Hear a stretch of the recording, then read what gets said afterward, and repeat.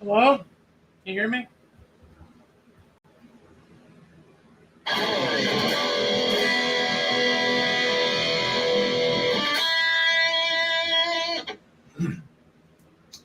Ty?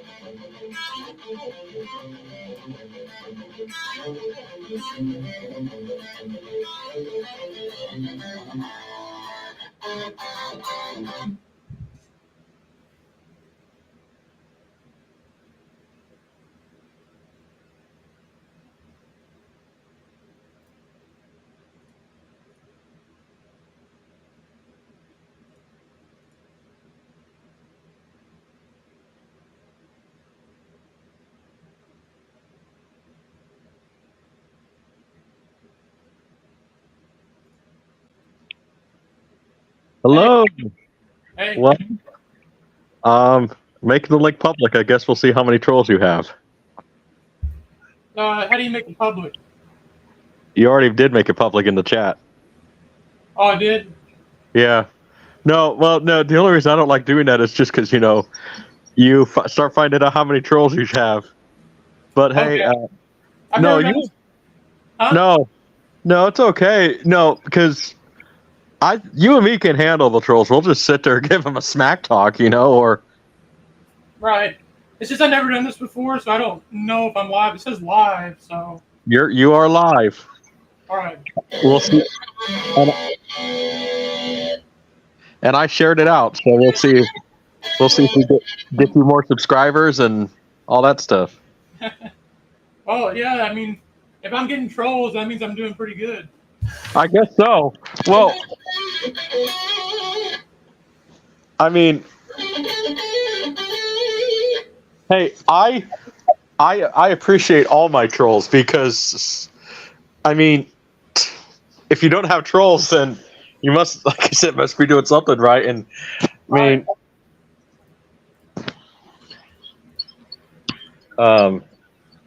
mean, I don't know how you add a thumbnail for the stream. I'm not sure if you can.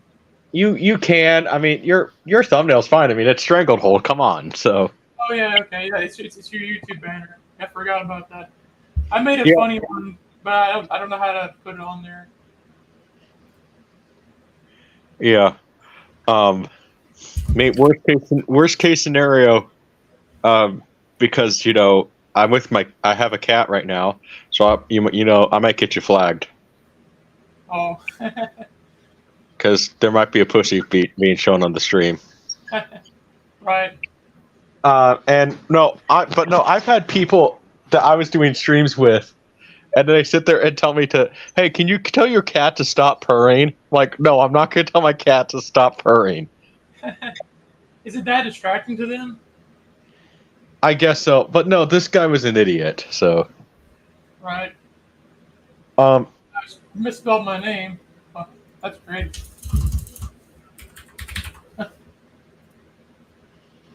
But I didn't know what to think. I didn't know what to do put for the background, so I just put this. basket case, right? Yeah, and I'm the only one in the world whose favorite basket case is the third one. Yeah.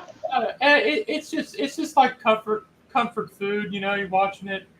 The third Yeah. one, it's people I don't would. like it because it's silly, huh? I'd be curious. I'd be curious to, if about a fourth one. Yeah, I mean, I don't know. Frank Henenlotter, he really hasn't done that many movies. Um, didn't really care to watch his last one. Didn't seem like a movie for me.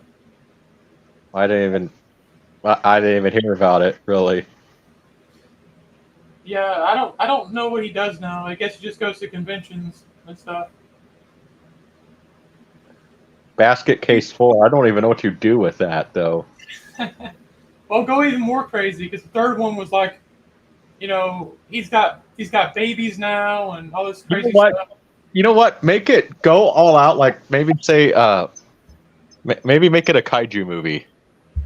Yeah, why not? Like, maybe he gets like a scientist is working on a formula and it makes him grow bigger. The No, formula no, no, makes him no, no, no. Make it like Rampage, where they what was it? Total Destruction, where they get like a drink. They drink like soda pop, and then yeah, like have like what's his name back. I haven't seen those movies in 20 years. What's the creature's name? I'll have to look it up. Oh, for Rampage. No, no, no. And Basket Case. Oh, it's Belial. Yeah. So make it have Belial like he drinks some sort of soda pop that turns him into like a kaiju size. Yeah, why not? It wouldn't be that hard to do. I I mean, mean, yeah, you could use old school effects for when he goes big. I like that. right. Uh, I don't know. Maybe you could make a Frankenhooker too. And um, and get Bill Murray. yeah, and kill Bill Murray. Since didn't he say that? Didn't he sit there and say that like Frankenhooker is his favorite movie? Yeah, I forgot the story, but yeah, he ran into Frank Henenlotter and then he promoted the movie, saying like, if there's any movie you should see this year, it's Frankenhooker. Well, here's my thing: was that Bill Murray just being Bill Murray, or did he actually see the movie? You know, Yeah, I don't know. because Bill Murray. The thing I love about Bill Murray is he was essentially like the first internet troll. Oh, really? Well, think about it. Like he during it. Have you seen the stuff that he would do? Well, I Like, don't know. well, like he showed up one time at a talk show on like Jay Leno in boots, his underwear, and Wow. and this like pajama shirt. Like and then like he's shown up during talk shows like in his pajamas and everything. And like also then Bill Murray will be like randomly showing up to people's parties. Like I love that though. I mean, come on, can you just imagine you're having a party and then all of a sudden, hey, there's Bill Murray. Yeah.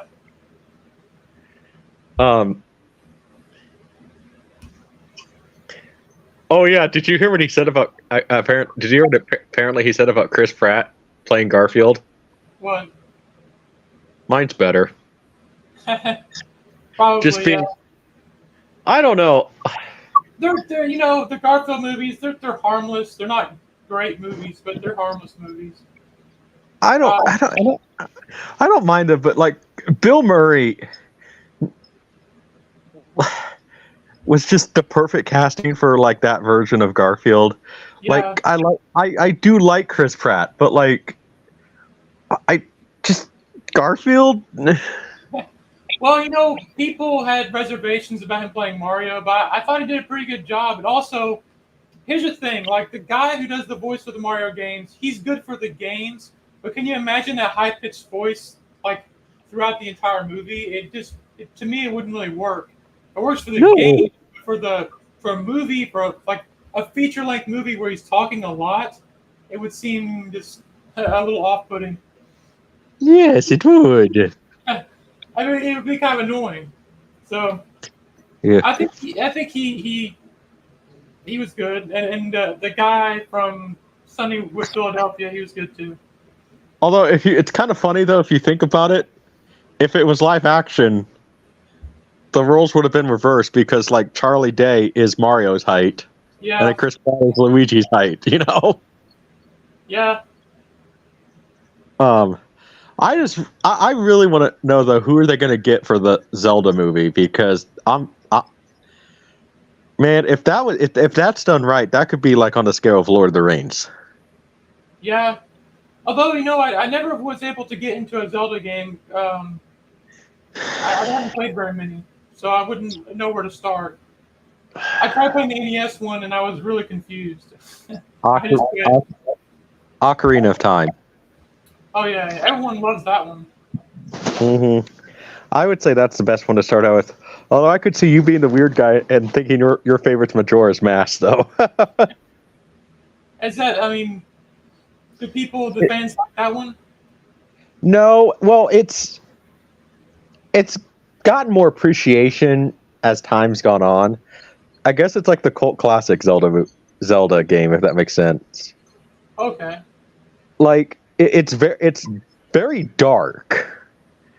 Basically, it's about a guy who, a scarecrow who gets a evil mask, possesses the moon, and basically the moon is going to kill people in 3 days, the entire world. Yeah, that's a weird plot. Well, usually it is very, very weird, but I actually had nightmares because they made the moon look very, very creepy in the game. I actually had nightmares about that moon. I mean, it's kind of like that. Remember that movie where the guy's face is in the moon? It's one of the earliest movies. Yeah, that was kind of creepy. Right. So yeah, with 75 subscribers, I don't know how many people you're gonna get. I guess we'll see. Yeah. But you gotta start somewhere, I guess. yeah.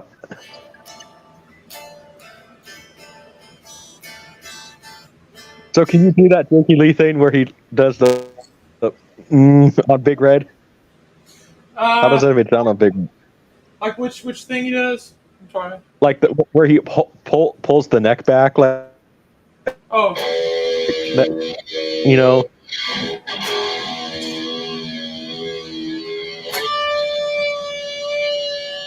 I don't want to do it too hard, but I love that thing that Randy does where he's like, let's see if I can get it right.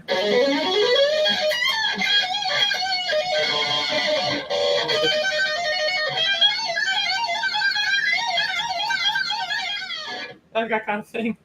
It's just where you get this thing going, and you go behind the string, and you just pull it up. It almost sounds like a whammy bar. Yeah, Big Red doesn't have a whammy bar, so it's kind of hard to do Van Halen on. Yeah, I'm saving up for I'm probably just gonna get another Hellraiser with a Floyd, so I can do the dive bombs and stuff. So I can finally do some Van Halen stuff because it feels like if you're doing Van Halen with a hardtail guitar, something is wrong.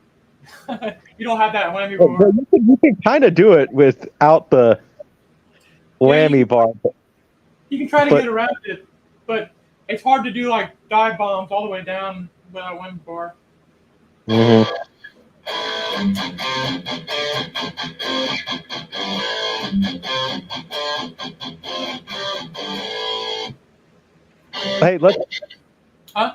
Hey, let's see if you're a better guitar player than Nuno Bittencourt. He said that he cannot play Mean Streets. Let's see. I'm probably gonna embarrass myself because I haven't practiced this one a whole lot. You can't do the beginning of it really good.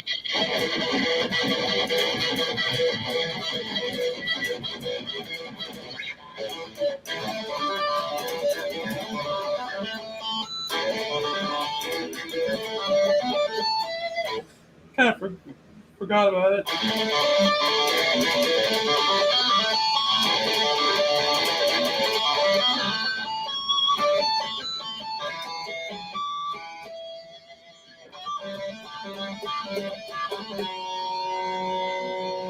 That's the best I got.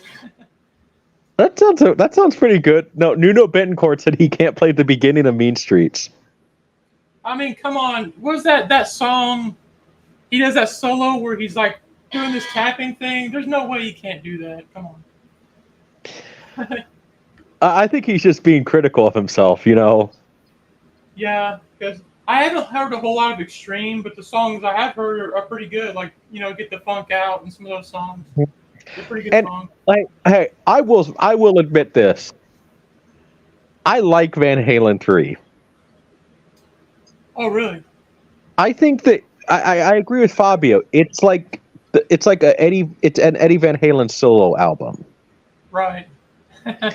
And that's how I see it. But it's an Eddie Van Halen solo album featuring Van Halen, featuring Gary Cherone. Because that's kind of how I think you have to look at it. And once you look at it like that, it's actually a fairly good album. Yeah. But no, I've been hearing some of the Tony Martin remix stuff. Man, I want that CD collection. What I might do is just tell like my dad I want it for my birthday, even though I could probably afford it right now. But like, I don't know, with my new job right now, I my goal is to kind of build the bank account back up. And like I said, hopefully in August, I'm going to hear. I applied to be a para at a school, basically an assistant teacher. And hey, say what we want about the school system now, but if I'm getting paid, I can keep my mouth shut. And guess what? I get dental insurance and health insurance through the school. So. Oh, nice. And not to say I mean, the only time I'm going to the dentist is if I have a toothache or something.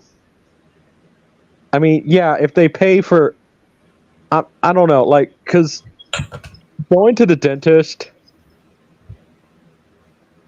it's not that appealing. You know what I mean? Because it's like, oh my gosh, your teeth, you need to brush your teeth more when you do the exact recommendation that they tell you to. And I'm like, really? Last time I went to the dentist, when I was off my dad's insurance, I told my dentist, I would love to see your dental records through the years, because can you imagine if you had a dentist though that like had a bad dental records? It's like, wow. So, You want me to? Where can I send this link out so maybe people can join? What social medias you got? Well, I have Facebook. Want to send the link out there? Maybe the YouTube, the at least the YouTube link, Oh yeah. That's what I'm gonna send the link. Yeah, send the YouTube link to Facebook. Heck, if you're friends with Fabio, send it to him. Send it to Rambo Raff, right? Oh yeah. Maybe, I don't know. Zero Cool. Oh yeah. I don't think I've visited him on Facebook. You can send him the link. I need to send him a request. Well, I'm only friends with Fabio and Matt. Yeah, well. I know their Studio Red Band. He's Matt too, right? Right. He's so sporadic sometimes because he's just like he'll if you get to know him, he'll just sit there and say, "Hey, I'm ready to talk if you want," and it's like, "Okay, great timing, dude. I'm busy," or sometimes it's like he'll text. It's his schedule's just so weird because he's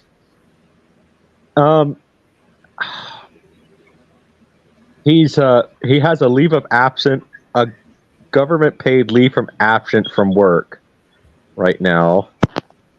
So his hours are just like super weird right now. Studio Red Band. Yeah. But your first live, you who knows? You'll get people, or we, you know, um,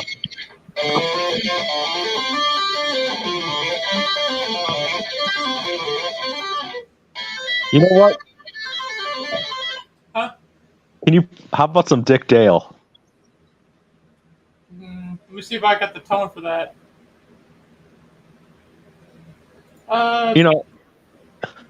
Surf rock. Yeah. Let's see what I can do. No. It's gonna be interesting.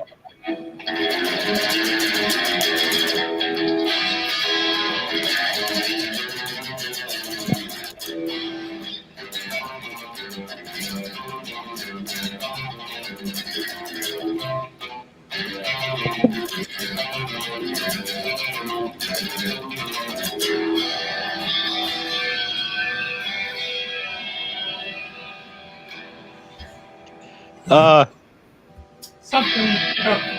I don't play a whole lot of surf rock. I know that I like the Reverend Horton Heat. And he plays some surf rock stuff occasionally. What? Maybe some Wipeout. Oh yeah.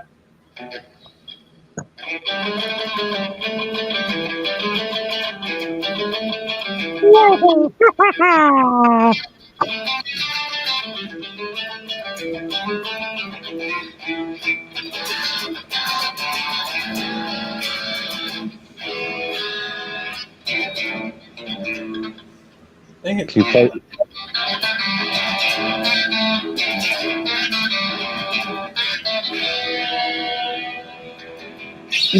I know Fabio says they suck, but one band that I've been really getting into, and are they the greatest rock band in the world? No, but the guitar playing's amazing. Dragon Force. Yeah, they're probably good. The guitar playing is incredible, but I haven't listened to a whole lot of them, to be honest. I mean, I don't think they're the greatest in the world, obviously, as far as new rock goes. But I mean, as the best new rock band, I got to go with Heat. Heat. Yeah. I don't know how Big Red's gonna sound on this. Can you play Toccata and Fugue? It's Dun dun dun dun dun dun dun.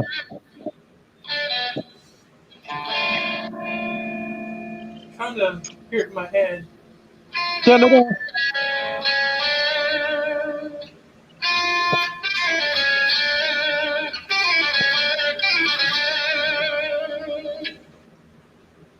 Dun dun dun dun dun dun dun dun dun dun.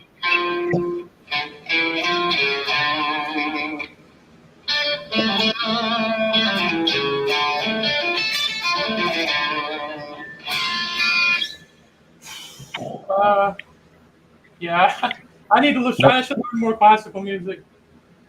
Yeah.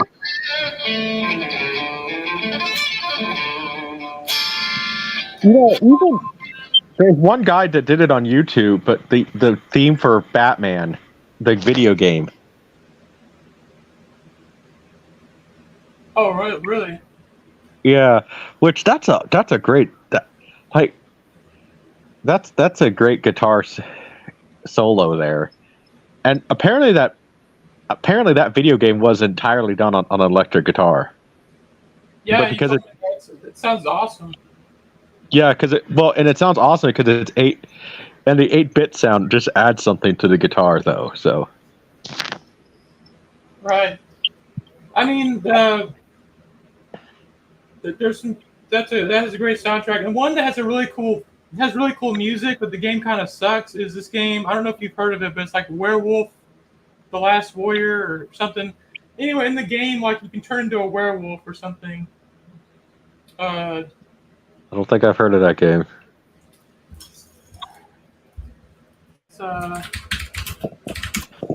Werewolf: The Last Warrior. Yeah, that's what it's called. Yeah, Yeah. it's kind of a shitty game, but the theme song is amazing for it. Or the Yeah. main. You know what was a really cool game? Uh, I liked it. Now a lot of people didn't, but Brutal Legends with Jack Black. Yeah, I played that one. I never got to finish it, but I mean, at the beginning of the game, it's playing Children of the Grave when you're fighting enemies. So that's pretty cool. Yeah. Although what really sucks though. Hey, I mean, at least they replaced it with a good guy. But you know who was originally going to be the bad guy, but he was too sick at the time? Ooh. Dio. Oh yeah. I think I heard something about that because Lemmy's in the game and Ozzy yeah. and Lita Ford. Yeah, But at least they replaced Dio with Tim Curry. So I mean, you can't go wrong, right? yeah.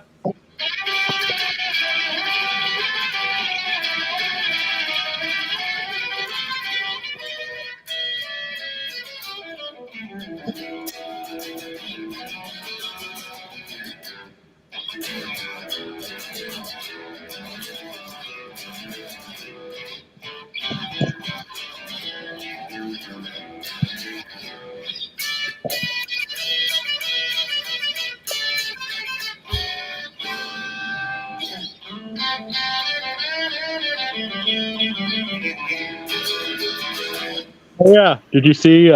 Some guy made a video of the best YouTubers. I came in. I came in number 4. Oh really? Yeah. So I made the joke with them. I should have been number 1, but Yeah. I guess I'll have to settle for number 4. hey, you know what? At least I made the top 5, right? Yeah. I mean, especially because a guy who doesn't makes content, but really trying to rebrand the channel. Because, like I said, I'm trying to find a guy who can draw to actually do animation. Because I've written scripts and everything for some animated projects. Because, like I said, I want to rival Disney. So, Well, I mean, I want to bring this up because speaking of scripts, we're talking about Frank Henenlotter. He had mentioned he had written a script called Insect City, and he's also written a script called Voodoo Doll. And I can't find those things anywhere on the internet. So maybe he's just never released them, but they sound really interesting. And he should have made those movies. But they weren't interested in making those movies. They wanted to make another basket case. I think that's why we got the sequels. yeah. Well, I.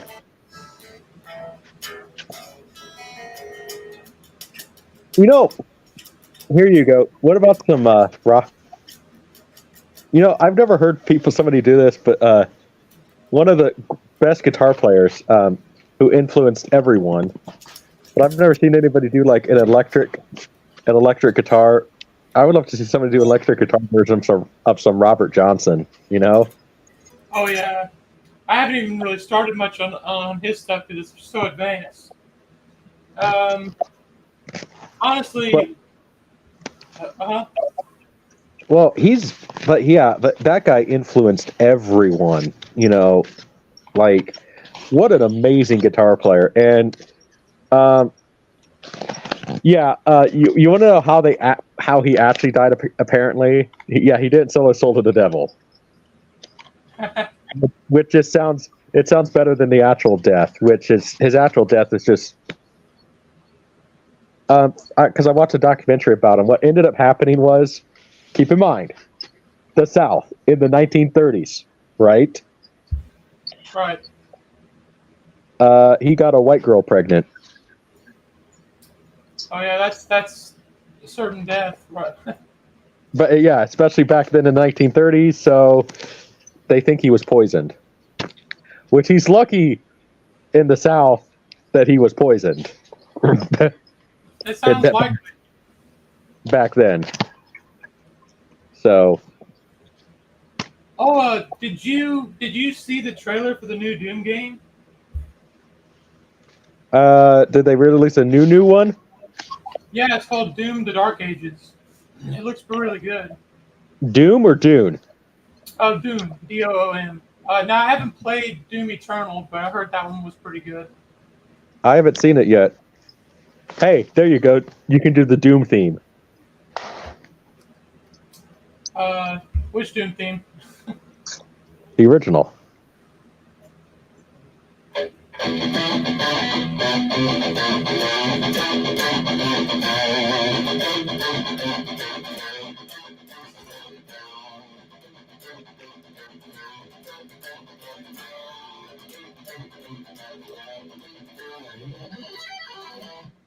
I don't know, something like that. Isn't it?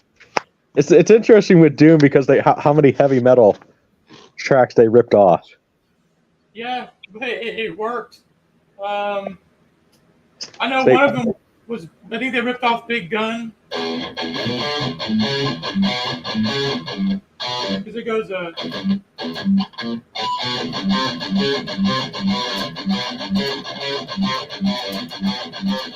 it's kind of similar. Right. What's that Alice in Chains song that goes?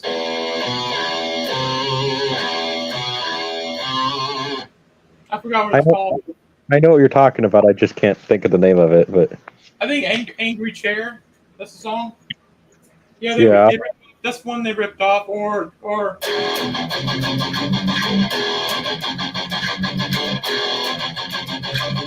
that's another one in Doom. You know what I I think is interesting though? They clearly ripped it off. But like I guess a lot of the guys from the albums just thought it was cool or something, because as far as I know, they never got sued, right? No, they didn't. So I guess the composer Bobby Prince, he was listening to a lot of heavy metal, and I mean he just straight up ripped it. Some cases just ripped it off and put his own twist on it. But the music really worked for the game. Another one that was a song called "Behind the Crooked Cross" by Slayer. Something like that.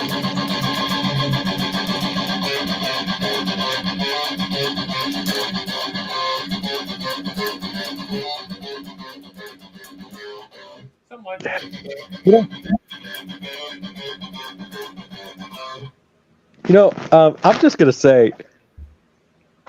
I'm just gonna say something that, like, I don't know.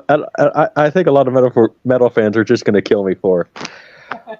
I think Slayer, like, they're a good band, but like the fans overhype them too much. Have you noticed that? Yeah, and I can't I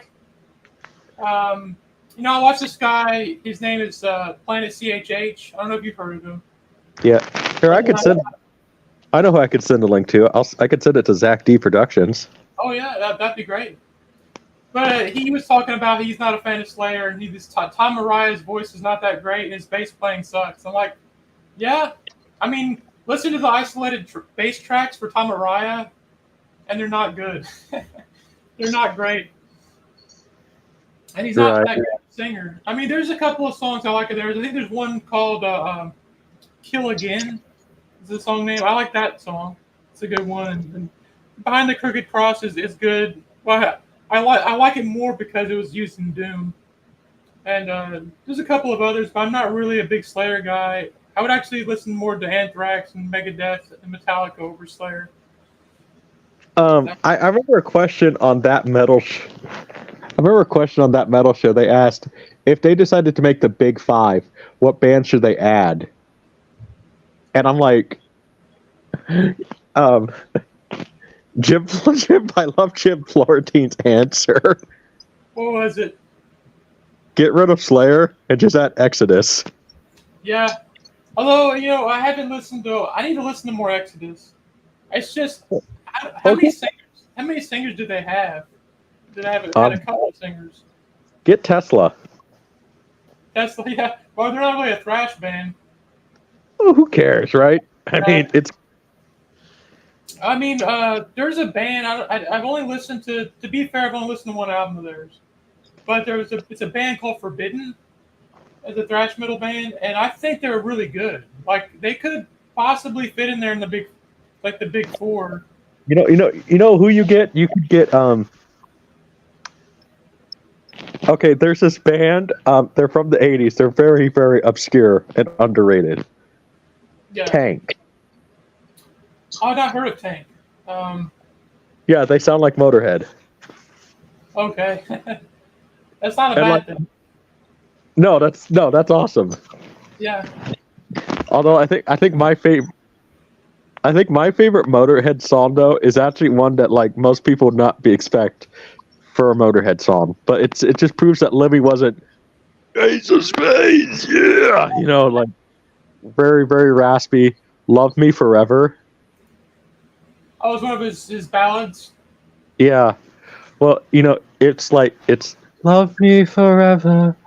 Oh, not at all. We live some, lose some. We live till we die. Until I stab you in the eye. He's like literally, it's like Lemmy just like, he's literally talking the song. But like Lemmy, unlike some singers that talk the song and like you're not singing, you're talking. Yeah. Lemmy does it just with in his own way. Like Lemmy was an underrated singer. Yeah, I mean, and also for that high energy music he plays, I mean, the voice, the gruff, raspy voice just worked. And speaking of another singer that gets a lot of crap is Dave Mustaine. I actually like his vocals. I think he has a good voice. And if you listen to Euthanasia, he really did work on his voice, and he got really good. It's from Euthanasia, and then into the 2000s. But Right. we have some people. What were you gonna say? I think it just echoed to the because I was actually reading a text message that Zach will join shortly. So Awesome, that's great.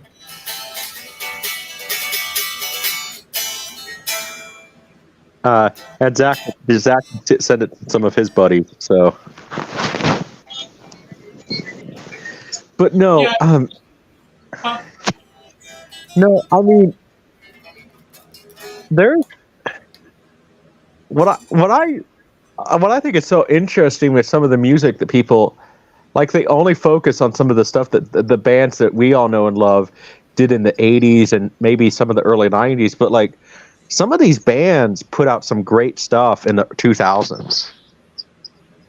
Yeah, I mean, if you just look at Megadeth, yeah, it was like a rocky start, because Risk was like rock bottom, so they had to build themselves back up with God, Well, but it had that song.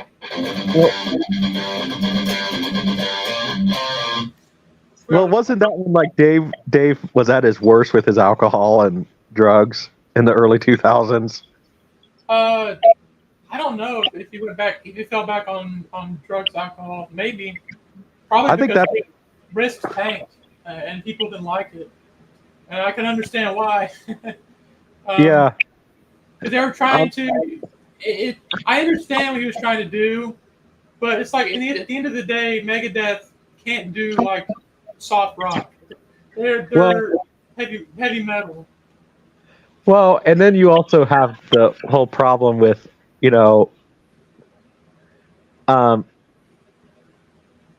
also kind of have the issue that, I mean, that's the early 2000s. You have to keep in mind that documentary came out where they were trying to make up with Dave Mustaine, Metallica. Yeah. What's the name of it? Some kind of monster. Yeah, and then they also have I mean, at least I'll say this though, at least when Metallica sucks as a band, they're one of the very few bands like there's not a maybe they have like one good song on the album, but when Metallica sucks, as far as an album, they suck. Yeah, I kind of for a long time I just didn't even want to listen to Saint Anger, but I finally gave it a listen, and I did get a little soft spot for it. I know, I know the flaws of the album is that the production is bad. Everyone hates the sound of the drums. the songs are way too long and repetitive. But there's some really good riffs in those songs. Like, Well, but some pretty good riffs. I mean, at least it's better than Death Magnetic. I like Death Magnetic. Oh, okay. Well, you like it, so I don't have to. I used to be able to play like every song off the album. I just want to know, like, when are they going to make? When are they going to make Unforgiven 4? Yeah, Unforgiven 3 is the weakest, but I still liked it. They should just end it there. Don't do another one. Come on! You don't want to hear the unofficial,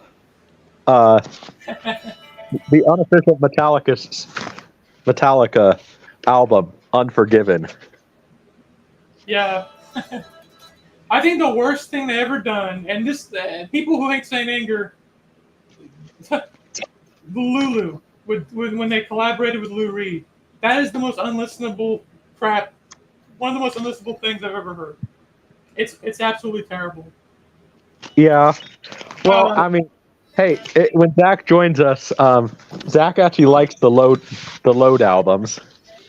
Yeah, I kind of agree with Rainbow Raft's assessment about Load.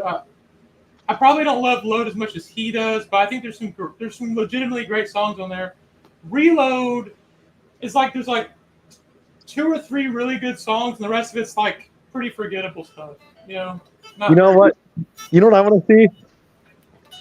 When are they going to do Unload? Yeah, Unload. For a long time, I did not know what was in the album covers. I'm like, oh, it looks like fire or something. And then I learned what it actually was. And I was like, oh my God. And guess it was Lars's and Kurt's idea. And it makes total sense. It was their idea. James had nothing to do with those album covers. Of course, you know what it is, right? I've tried to. It's been so long since I've seen the album covers. What is it? A certain artist's bodily fluids. You can Load and Reload. But you can kind of put 2 and 2 together. What I mean, just look at the album covers. Wait, is it who I think it is? What? Is it Dave Mustaine's? No. It's some weird artist. I think he also did the whole where he took Jesus and put it in piss or whatever. He's one of those new age artists or whatever. Lars is into that kind of stuff. This is when. Is it that G.G. Allen guy? No, I can't remember who did the art. Oh my God, that guy was weird with his mute. Like, listen, despite the stuff he did on stage, I actually tried to listen to some of his songs because hey, whatever they do on stage, whatever. But that music is unlistenable. Have you ever tried to listen to G.G. Allen? I have not, but I've heard about the guy. Yeah, it's what is it, like hardcore punk music or something? Hardcore punk music, but like imagine like the Ramones, but like just like the Ramones, but like. I mean, that's basically isn't that basically what White Zombie was? Like literally, White Zombie before they broke out with Les Exorcisto, they were a noise rock. Well, imagine, as I was going to say, imagine the Ramones, but Joey Ramone just as heroin high and crack. And that's basically G.G. Allen, which even the Ramones at Joey and Dee Dee's absolute worst behavior, they were so good. But the G.G. Allen was just unlistenable, and the stuff he did on stage, it's just like, listen, I'm all for showmanship and everything else, but I don't need to see a guy taking a crap on a stage. Yeah, I think he did that to get a lot of attention. He said controversial stuff to get attention. Yeah, well, and it's just like the Kanye West thing. Just say stuff to get attention. Right, but. And oh yeah, one of the bands I tried to listen to recently that I haven't listened to in a long time, and I went on a hate phase with him because Fabio I listened to his review of it. and I kind of have to agree with Fabio with them. I listened to the Nirvana albums.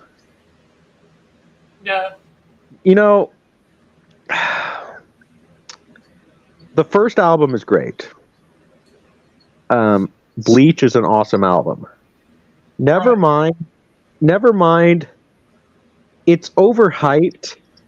In Utero is a great album, but Kurt Cobain was not the best songwriter. I found out that like he had written a diary of how he was going to get famous and how he would act to get famous. So a lot of this whole like too cool for school act, he planned all this in his diary. Yeah, and then murdered by his wife, allegedly. Oh, oh, did you see that thing where Dave Mustaine was making fun of Kurt Cobain's death?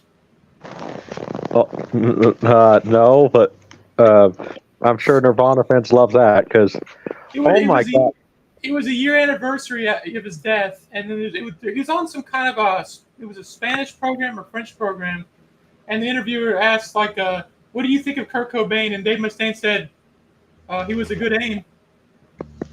oh. They were foreign, they didn't understand what he's saying. They're like, "Good aim, what?" And then him and Dave Ellefson started laughing. That was savage. That was absolutely savage. That was, man, if you made that joke now, can you just imagine that the internet would just like? Oh yeah, but I mean, sometimes I love it when Dave Mustaine just doesn't give a crap and just says what he wants. I love that Dave Mustaine. Yeah, well, remember, there was that thing for a while about Dave Mustaine, how he should run for president. Yeah, it would be interesting to see him president. Yeah. As long as his no, I just say Ted Nugent as president and then Dave Mustaine as the running mate. Oh yeah. Yeah. Although, I mean, I love Uncle Ted, but he's legitimately nuts. Sometimes, but he's great. well, I gotta be honest, that was the best concert. That was one of the best concerts I ever went to, seeing Ted Nugent. Well, it was funny is he was at a Trump rally or something like that, and he was up there and he started playing this.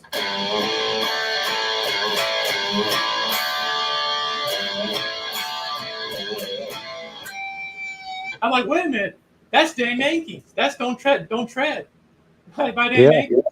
So I didn't expect him to play a Damn Yankees song, and that third album has to come out. The one they recorded. Right. Well, I love Damn Yankees. Great band. Oh yeah. When is that third album coming out? I don't know. I mean, like, who's stopping it from coming out? Is it Ted Nugent stopping it, or what? Well, I heard he didn't like doing the Damn Yankees or something like that. Even though I gotta admit, like, his lead guitar playing was on fire in Damn Yankees. You could say he peaked in Damn Yankees with his. Oh yeah. And that zebra striped PRS guitar. He's doing the dive bombs with the whammy bar. It was epic. I love that era. I think that Ted Nugent, because it's Ted Nugent, people like forget like what an incredible guitar player he really is. Yeah, I saw a guy's list of his favorite guitarists, and I can't disagree with him. Like, number 2 was Ted Nugent, and number 1 was Marty Friedman. I'm like, yeah, that's two of my favorite guitar players right there, Ted Nugent and Marty Friedman. I think I got to get him for Sit Down by the Fire, but because I actually know a guy. My dad knows a guy. I think he's friends with him on Facebook, but he came in second place to be the guitar player for the Red Hot Chili Peppers. Yeah, you told me about it. That's awesome. Yeah, because mainly just to document that, because it's like, man, like, what was the audition like, and all that stuff. Like, but he, like, this was 30, almost 40 years ago, because he was like 16 at the time. I mean, what But do you think? What do you think about them kicking out that other guitarist to bring the older one back in, the Chili Peppers? what I mean, I don't know. After Californication, like the Chili Peppers kind of once they kind of got away from the whole, you know, attitude that the Chili Peppers used to have, and they started doing Californication and all the other stuff. Like, I don't think the Chili Peppers have really been the same, you know? Yeah, I mean, they had a few hits. I do like some stuff off Stadium Arcadium. I know there was a lot of big hits on that album, and that was like really their last hurrah was that album. And the, I know that the John Frusciante did his solo stuff, and they got this guy named Josh Klinghoffer, who's a really good guitar player. He is good, and it was kind of weird for them to kick him out just to bring John back in. Well, I know. And there's also the issue I have with the Chili Peppers. I had an ex who really was obsessed with them. Oh, I can relate to this because my middle brother, he loves the Chili Peppers. He sings them. He plays them all the time on guitar, and it's Chili Peppers and Metallica are like the two bands he loves. So I couldn't get away from them. But what were you saying? Well, just an ex girlfriend of mine really loved the Chili Peppers, and that relationship did not end the best.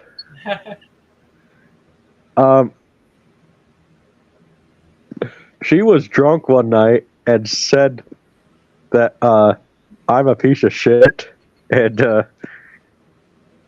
that and everything else, and I said, okay, goodbye. That was pretty, that was pretty rude Yeah. for her to do that. Yeah, so no, I went to the bar with her. We were on a date. She called me a piece of shit, and I left the bar. So yeah, she literally walked home, and which was at least 4 blocks in the dark. But oh well, not that bad. So could be worse. Yeah. Um. So But Eric is doing a watch along thing. yes, he is. Well, so we'll get somebody. Somebody will join here. Zach said Zach's pretty reliable. He said he'll join in a bit. So. Oh, that's cool.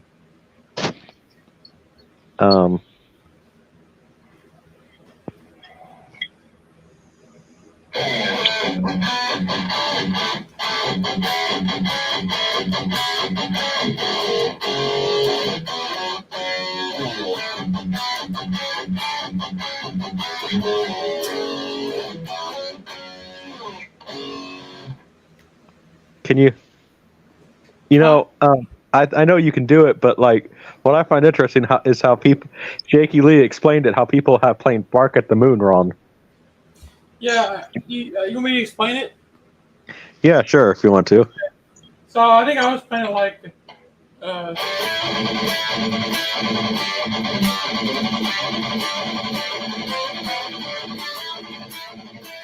And what he does is.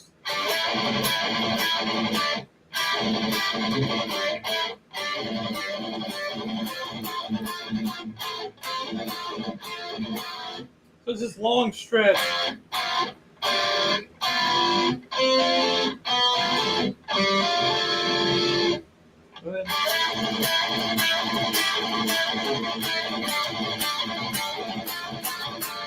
And then he'll just change it up and do.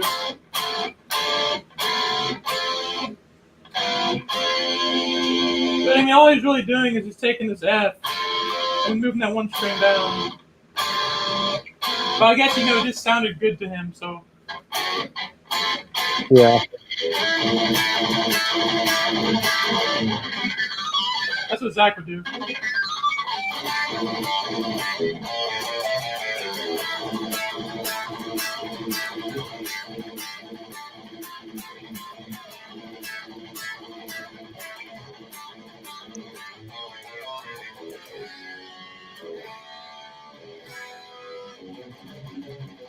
Um, what would Randy do if he played Bark at the movie? I wonder. Uh, I have to think about that. He does like so what's that song?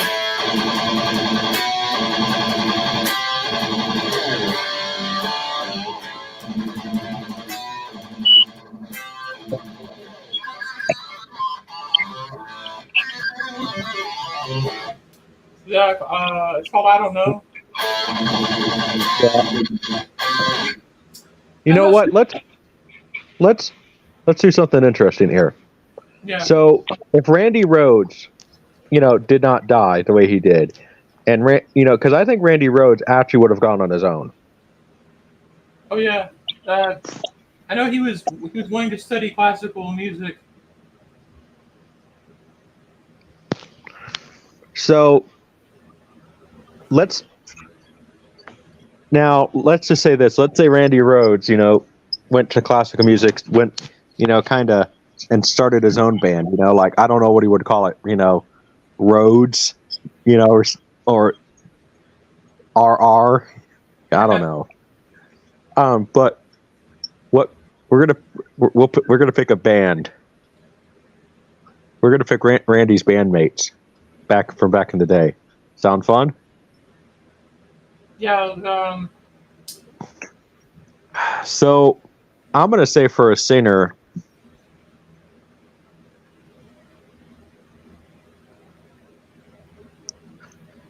I guess just for the heck of it, I think because what was he really doing at that time? I mean, we would have gotten a very, very fantasy world. So hopefully he's clean and sober. I would say Glenn Hughes for the singer, and then you could probably get him just to do bass too. Then for the drummer, I mean, you need a hard hitting drummer. Like I would say, like Carmine Appice or something. Yeah, I was about to say. Yeah. And you could easily just make it a 3-piece band with that lineup. But Randy Rhoads, I mean, I find it interesting. Did you know him and Eddie had a rivalry? Yeah, I heard about that. And it makes sense because, like, Randy, think about it, at that time, was probably the only guitar player on Eddie's level, really. Yeah. And those Quiet Riot albums Randy did, have you ever heard them? I haven't heard. They're amazing. Like, people think like Randy was just amazing in Ozzy. No, like Randy was just like that when he did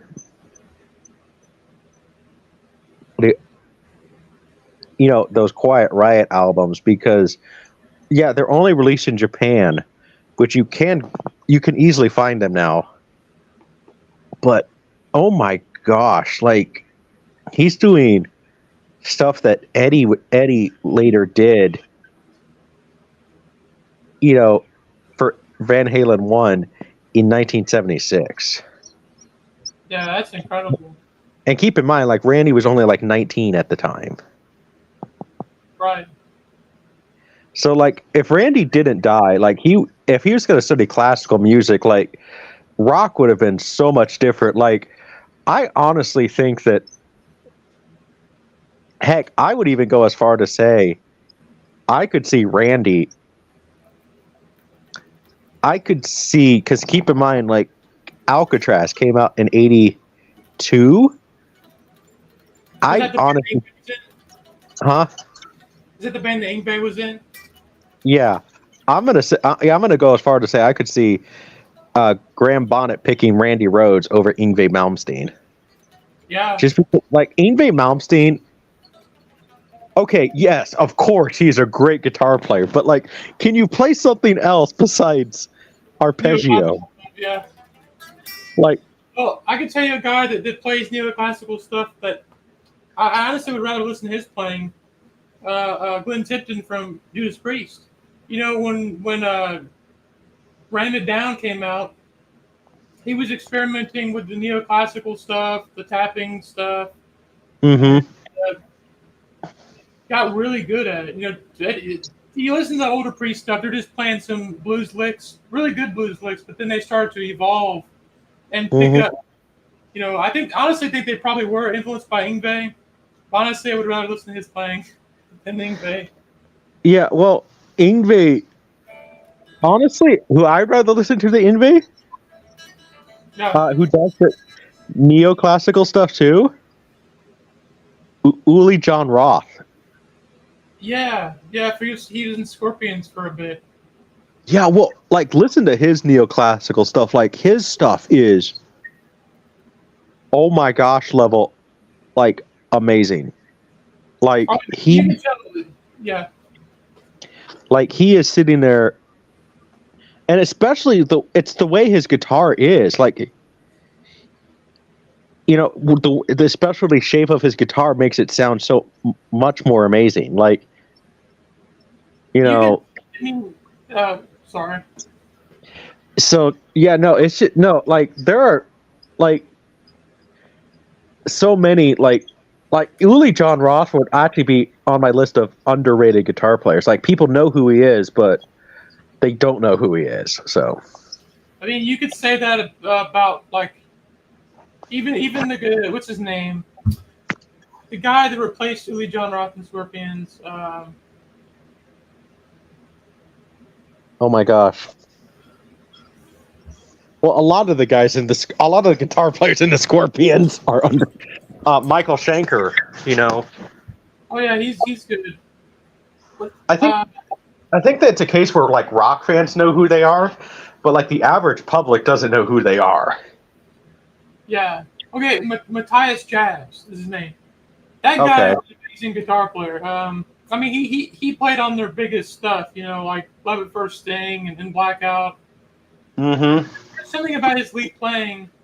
It's very different from Louis John Roth. He doesn't really do the neoclassical stuff, but still a great guitar player. I love his style. Oh yeah, no, there are so many amazing guitar players, you know, out there, and it's Recognition. I mean, hell, Jakey Lee doesn't really get a whole lot of recognition. I mean, he's just now starting to get some, but it's not really enough for me. and Jake's probably. I'm gonna be honest. Jake is probably. I'm gonna say this, and like, I don't know, like, Ozzy fans are gonna probably kill me because Zach Wild. I like Zach Wild, but like, I think Jake was probably Ozzy's best guitar player, and I'll put him above Randy. Randy was a great guitar player, but I think Jake fit that band better. You know, because if we're calling Blizzard of Oz a band, which it was originally meant to be, Right. Jake fits that better. Yeah, And you know, he called it, you know, guitar pyrotechnics. You know, with all the stuff he was doing on stage, it was just crazy. well, you know why he was fired though, like, because he wanted, and Ozzy was for it was the thing, but you know, we know who controls Ozzy. Yeah, and the only reason why he married her was, I believe, she was the daughter of the guy who owned the record company. So, Well, I think there were. Keep in mind where Ozzy was at the time when he met Sharon.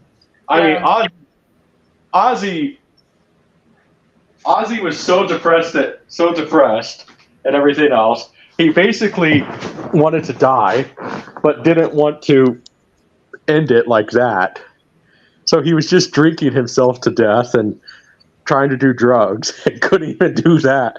He couldn't do it. Then he meets Sharon. And so, yeah, but it's just one of those things where she just, then, you know, and all this other stuff, and starts really controlling Ozzy. And even the thing I love though is Ozzy though.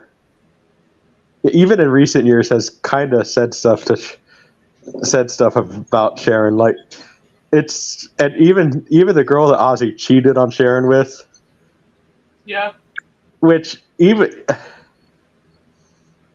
Sharon's had her affairs as well. They're just kind of married on paper, but like. I'm just saying, Ozzy really should have just gone with his mistress because she seemed like a very cool girl, you know?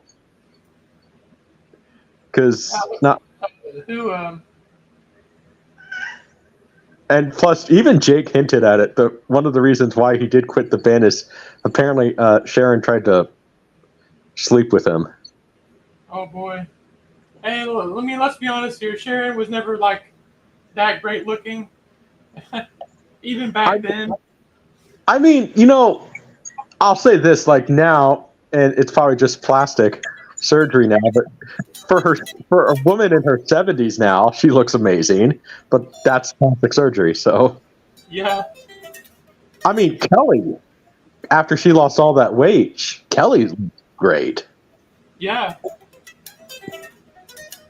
Whatever happened to Kelly's music career? Yeah, I don't know. Like, Ozzy's oldest daughter, Amy, she is putting out some very interesting music, but I like it. It's called Aaro. It's the name of her band, but it's like very,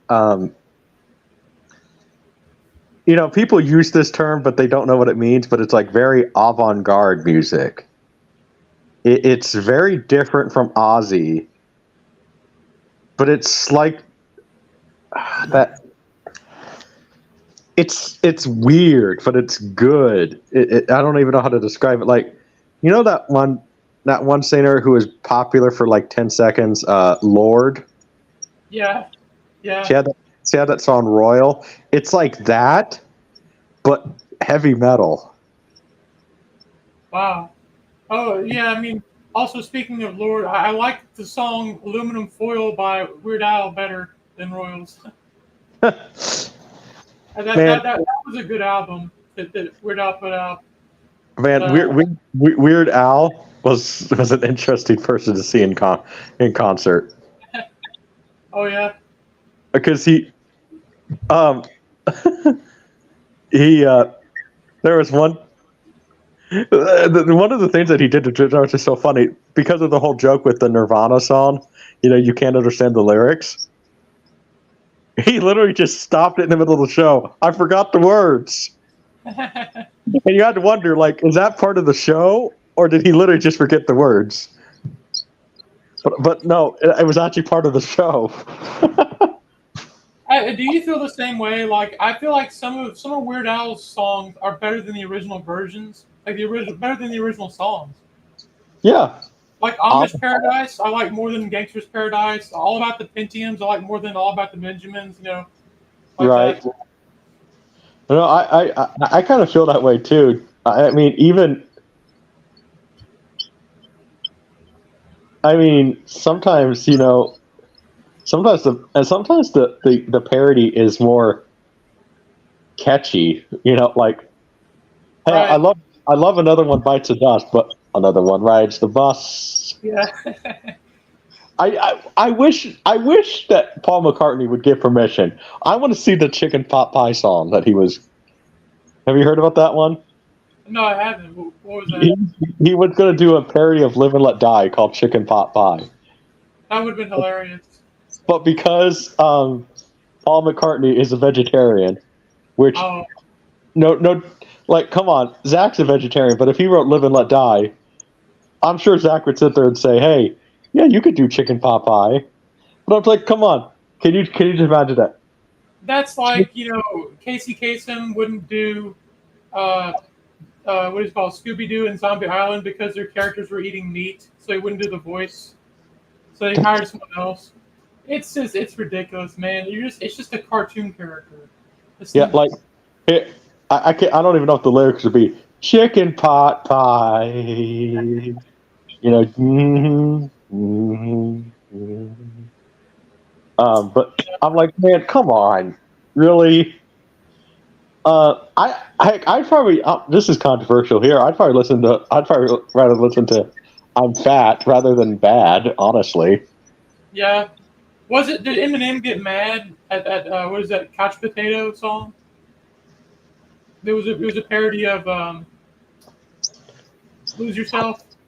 I'm sure Eminem has gotten mad at plenty of artists for doing stuff. Oh yeah. Because what do you expect? It's Eminem. Yeah. I just love the thing in the interview though, where they make fun of Eminem. They said that Eminem's secretly gay. Yeah. Oh yeah. His fake interview with the Eminem. Right.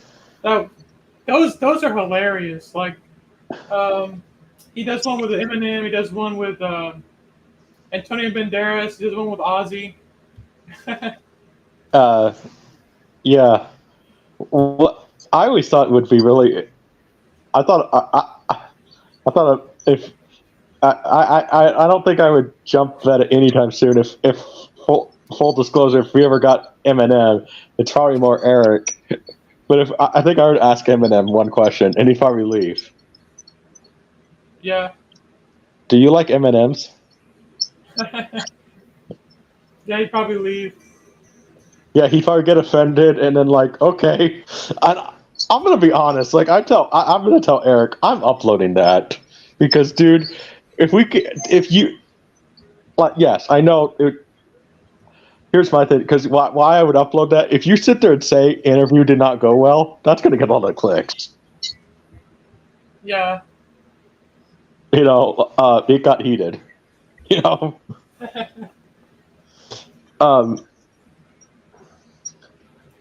So, but no, I would love to. I mean, I really hope that I really hope we can get Tony Martin. Oh, to do an interview with? Mm-hmm. That would be great. What Black Sabbath song are you going to play from his era?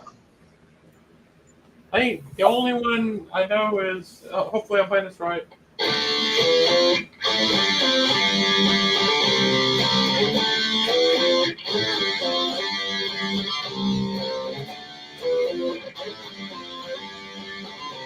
But I know he had nothing to do with the writing in that. He just replaced the singer.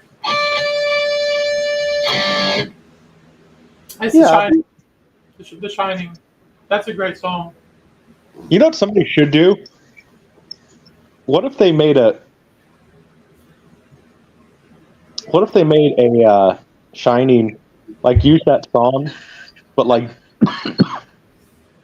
do like one of those music tributes to The Shining, the movie. Hello. Hey. Hey, Zach. This is Total Meltdown. Rambo Rash friend and one of Fabio, you've seen on Fabio, says he's also the guitar player for Sit Down by the Fire, and this is his first stream. So. Yeah, oh, nice. We have a question for you. So, if one of the things that we were discussing, Weird Al, and one of the things that we were saying is sometimes the parodies are better than the actual song. Right. Do you agree with that? Yeah, it depends. Oh, and also we also have another question for you. So, with you being, you know the story that Paul McCartney Weird Al wanted to do a version of Live and Let Die called Chicken Pot Pie. Oh, really? Uh-huh. And with you being vegetarian and Paul McCartney is vegetarian, Paul McCartney did not accept it because he's vegetarian. Oh. Would you? So if you wrote Live and Let Die and somebody wanted to do a parody called Chicken Pot Pie, would you allow that? Maybe. I mean, either way, that's the thing is, like, you're going to get a check, right? Oh, yeah, for sure. Well, as long as the check clears, who cares, right? Like, I don't agree with it being chicken pot pie, but hey,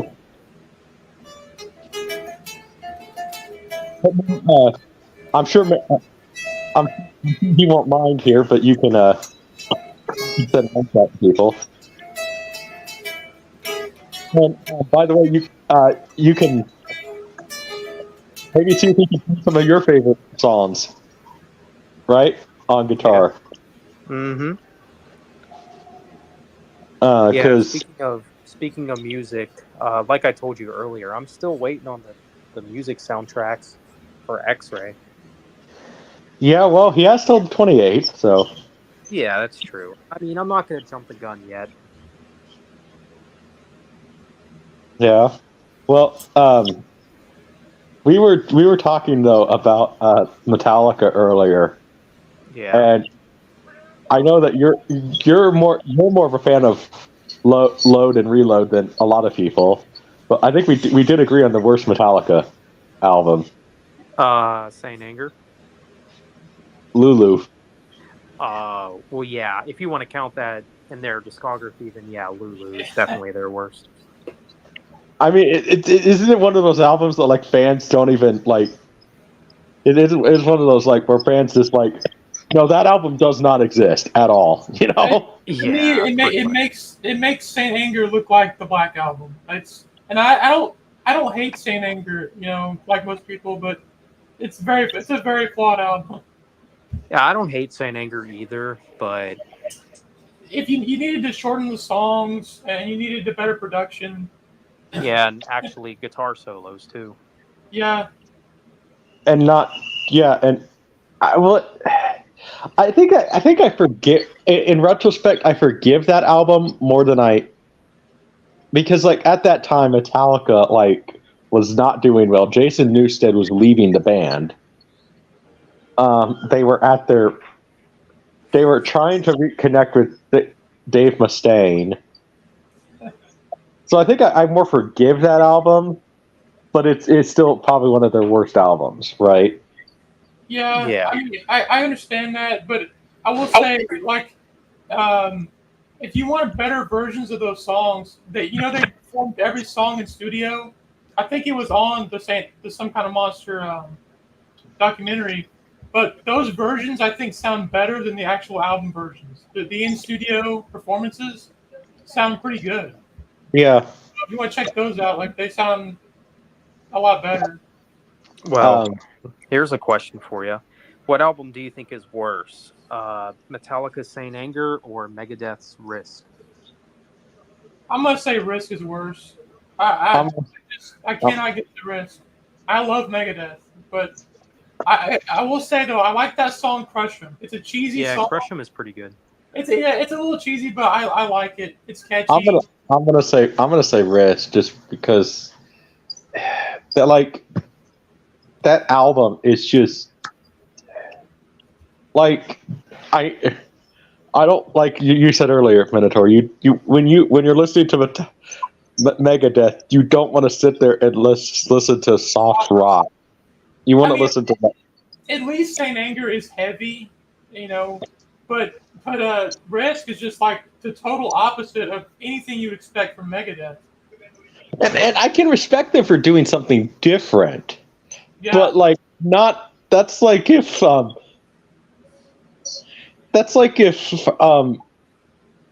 don't know, I'm trying to think. Like that's like if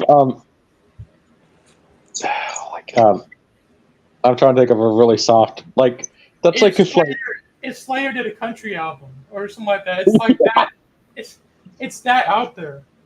Yeah, I'm trying to think of wasn't there some famous rocks? I wish I could find this. Like if I know we probably have like 0 people watching, but like if somebody can actually find this, there was a thing that VH1 did, the most un-rock and roll moments in rock history. There was a rock star that went full did a country album and went full country.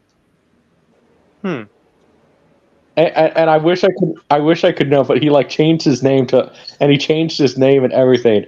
And I am not thinking of Garth Brooks, who did a grunge album, Chris Gaines. Yeah, So, yeah. about that.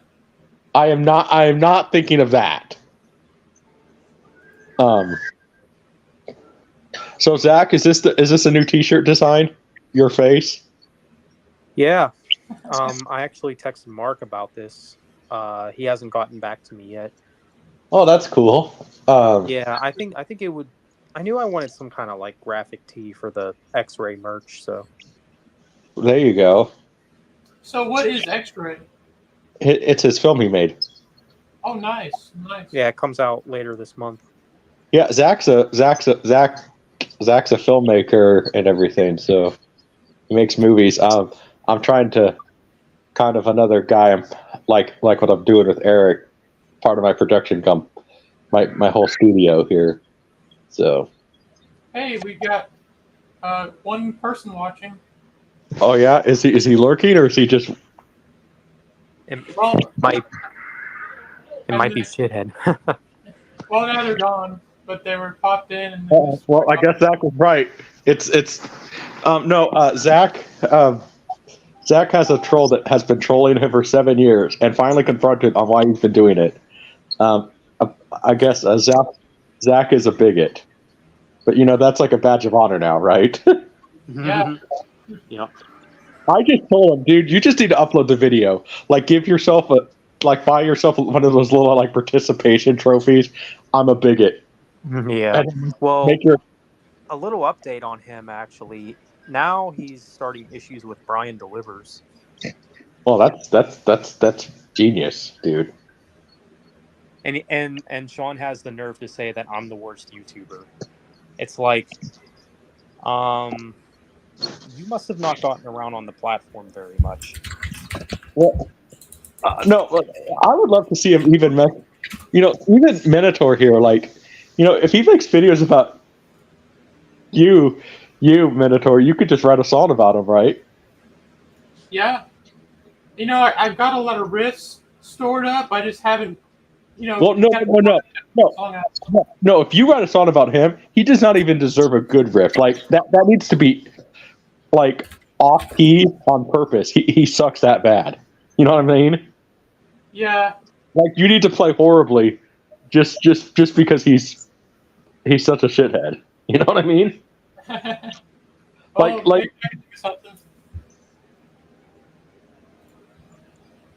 you actually going to play horrible on purpose now? Oh, you want me to? All right. Oh yeah, so we could write a song for shithead. Play really, yeah. freeform jazz.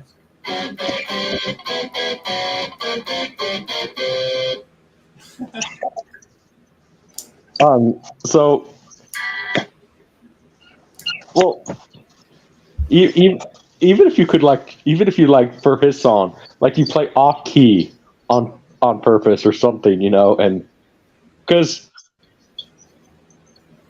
No, they did a video about us, and it was just kind of. I honestly thought that video was funny, Zach. Oh, are you talking about Schnorpel's video? Yeah. Yeah. It was a message to Brian Delivers, but he mentioned us for whatever reason. No, I thought it was funny. Like he made a video about us, but then it's like, okay, I more just found it funny. Like honestly, I'm considering. I think all three of us should just do a reaction video. But then it's not even worth the time unless they continue to, Oh, yeah. And don't worry, nobody's watching this, so we can. Oh, yeah, we can say whatever we want. No, but you know what? The minute we mentioned though something, something that is going to get clicks or something, like YouTube's then going to. So they're also 400 people are going to show up or something, double what you actually have. And yeah. By the way, Highlander, The Quickening. Yeah. That I don't think that movie's that bad. No. I mean, yeah, it's got its flaws for sure. But one of the worst movies of all time. No. I also yeah. love the poster. That's a great poster. Oh yeah. And by the way, I guess according to Shithead here, Zach's movies, according to him, Zach is the new Ed Wood. his movies are the worst movies ever, right? Yep. Yeah, no, really? Come on, now. I mean, hey, listen. I mean, listen. I mean, you can't. And he says I haven't improved. It's like, really, like I haven't improved. So you think X-Ray is on the same level as the original Ardening? I don't think so. Well, I haven't even seen X-Ray yet. I've seen clips of it, but yeah, no, it's pretty good. Like, and like a lot of people are seeing it, saying, yeah, it's good. And listen, I mean, okay, if we are comparing your stuff to like Hollywood, I mean, yeah, maybe on a technical level, they're pretty bad. But it's Yeah, like they're not Hollywood, but that don't mean they're crap. You know. it's like you're comparing it. It's like you're comparing an apple. And okay, I think you're gonna know what I mean by this if I say this, but like you're like comparing a real apple to a fake apple. Like yes, Right. there are similarities, but like you're not gonna you're gonna enjoy the fake apples, but you're not gonna but you're gonna enjoy the eating of the real apple more. But like, yeah, would I enjoy a well-produced Hollywood movie over your stuff? No offense, but yes. But like Right. your stuff, you're doing stuff that is better than a lot of stuff that Hollywood is even doing nowadays. Yeah, it's like you gotta compare your stuff to similar things. You can't just compare your stuff with the best of the best of the best. It's just it's unrealistic. And I think I do I pretty mean- decent for myself. Like, Well, and you're a talent. I mean, I do agree that because the competition is so vast, because everybody and their mother now wants to be the second the filmmaker, the new filmmaker that discovered on YouTube.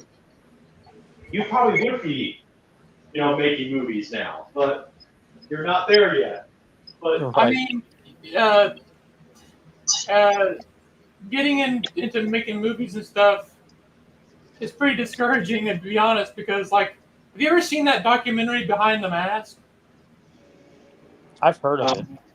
It's about the guy who did Batman versus Predator short film, what came out in the early 2000s, and he worked. What?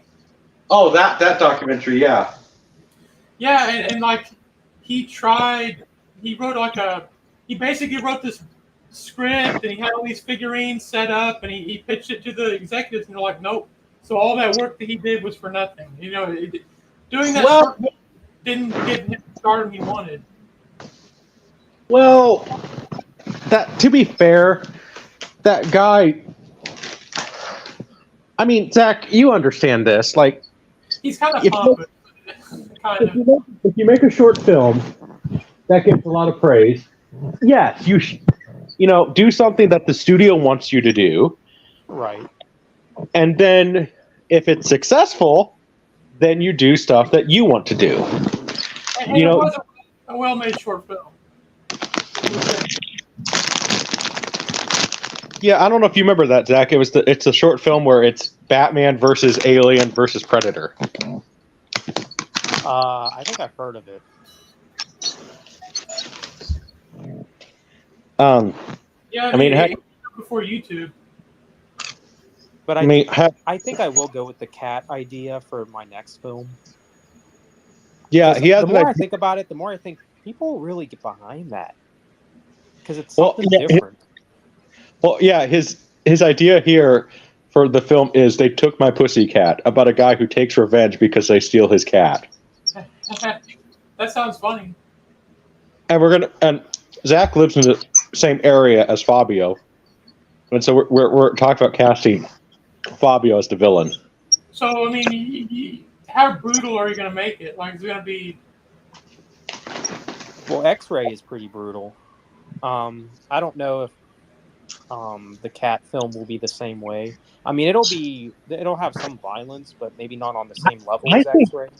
I think you should almost make it like I know you said you're not the biggest fan of those like R-rated comedies, but like I think that you should make it sort of like more like a spoof in a way. Does that make sense? Yeah. You know, Like- I had Like where you basically look into the camera. They took my pussycat. Now they're gonna die. No, like make it self-aware, but just like stupid. don't lay it on too thick, I would say, because you know it might come off as too dumb. But I was thinking of a kill. You know, maybe it wouldn't require a whole lot of makeup, but like you have an axe, and the axe comes up and hits the guy under the chin, so that would be a pretty gnarly death. As if his chin split in half. Well, we talked about it, where basically we could film a fight scene in Fabio's movie room.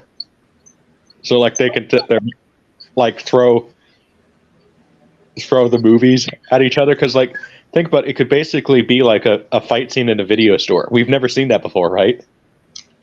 Oh really? Yeah, I don't think so. Something like that.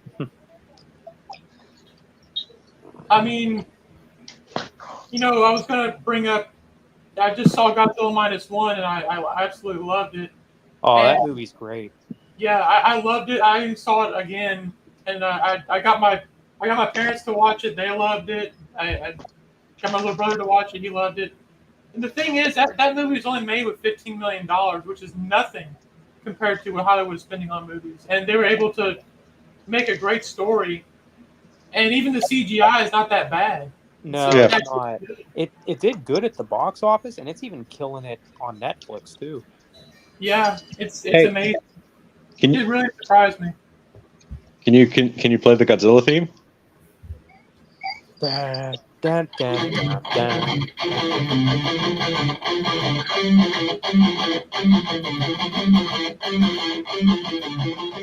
Is that it? It's pretty close.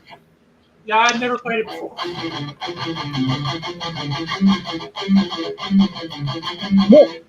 Did you guys pick up on this? What I thought was really cool in Godzilla X Kong, they combined, Go Go Godzilla and the Godzilla theme together. Did you guys notice that? I didn't notice that actually. I haven't seen that one yet. Well, It no, I comes out thought on Blu-ray this month, I think.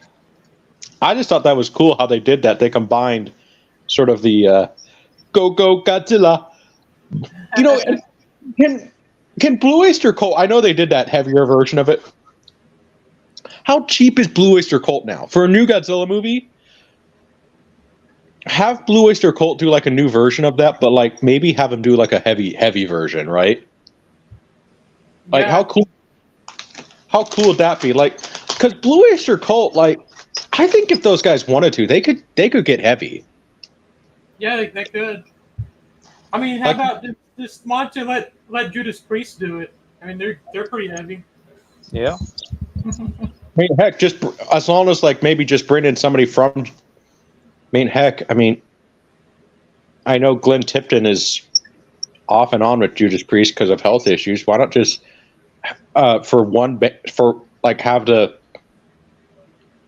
Judas Priest be a 3-piece guitar band just for that one song, but it's a guitar player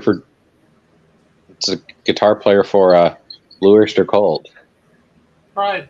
I mean, that would be great.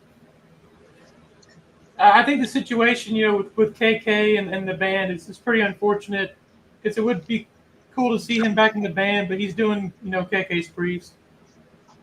Yeah, and hey, we're getting 2 Judas Priest albums basically this year, so. Yeah. Although I think it'd be cool though if, Judas Priest and KK's Priest. I mean, it'll never happen. Who knows though? If they even tour together, just to show, hey, there's no ill will, right? Yeah, I wish that would happen, but it seems like they're not gonna, they don't really want to accept him into the band anymore or be friends with him. Just sad.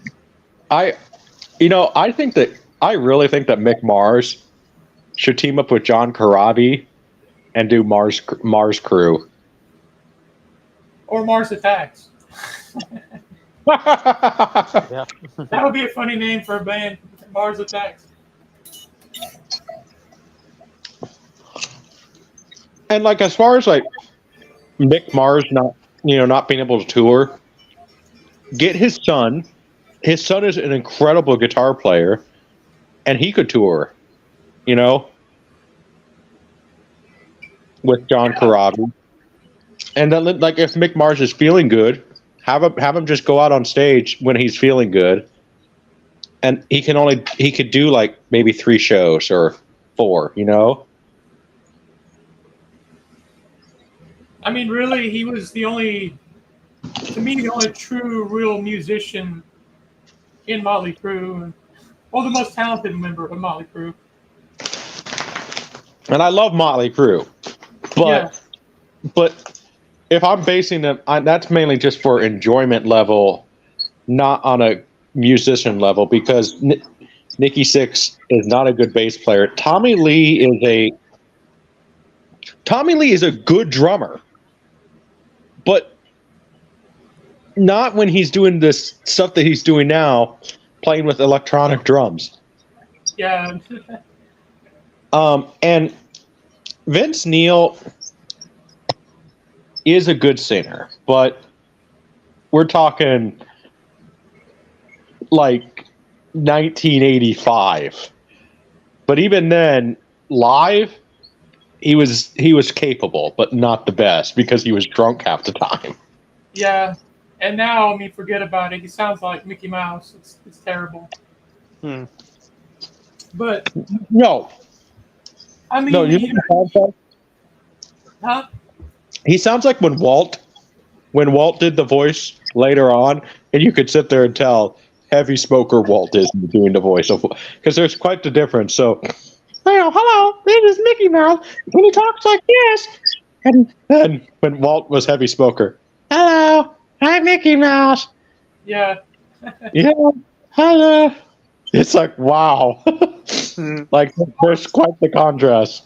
I was going to say, I mean, speaking of electronic drums, like, did you know that Judas Priest had electronic drums on the Ram It Down album? You can definitely tell they're not real drums. And even on Painkiller, like, a lot of those songs on there, it seemed like they had a keyboard doing the bass. Like, I don't know why.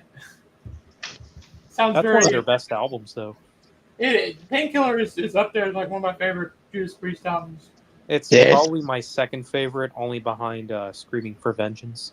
Oh yeah, Screaming is amazing. I would say mine is the favorite's Defenders, because there's just so many songs I love off of that album. But this is Painkiller. Yeah, and this new one is really good. I mean, I would say it's probably my favorite album of the year so far. Oh yeah, it's great. I would, there's also great tracks on Firepower. I just think this one's a little more consistent than Firepower. But Firepower has some amazing songs on that. And I think Rising from Ruins is like an 11 out of 10 song. You guys want to hear something that's going to piss you off? Oh no! You like Nostradamus?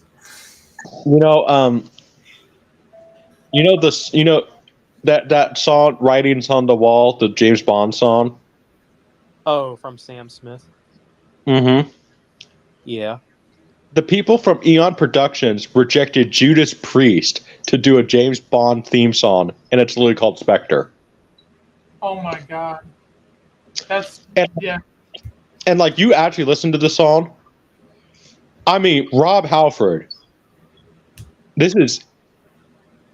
Oh wait, why would they reject Judas Priest off of the album? Right? There's a song called Spectre. Yeah, that was a rejected James Bond song. That's BS. Yeah, that really is. Why would they reject Judas Priest?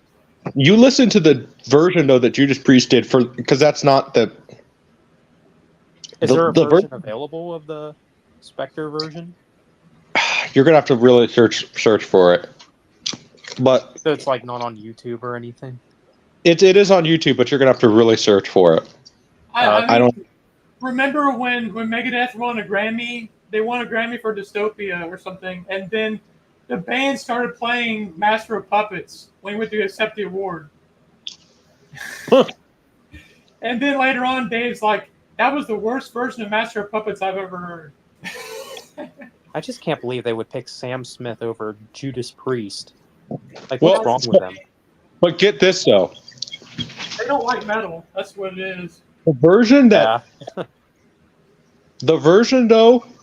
Rob Halford did, because this was like Rob Halford at 74 years old, and with the version I saw was like, okay, chance of a lifetime, James Bond. We got like Rob Halford right after Painkiller. Style Rob Halford. I mean, the dude is trying at 74 years old to sit there, Spectre. You know. Yeah. I mean, he was trying. And I take it the movie version's a little more like orchestral than the regular version, the album. Oh version. yeah, but Rob Halford is staying. But you can still hear the guitars, and you could tell they got Glenn Tipton to do that version. Yeah, because I love Richie Faulkner and what's the other guitar player's name? KK. No, not KK. The one who replaced Glenn Tipton. Ian Gillan. No, the guy who replaced the second guitar player in Judas Priest. There's Richie Faulkner, Glenn Tipton, but then the other guy.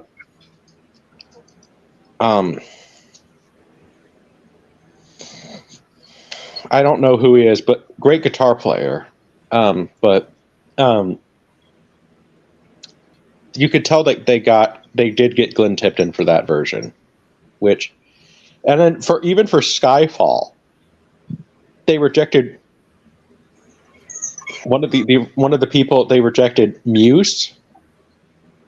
Oh yeah, the band. Muse.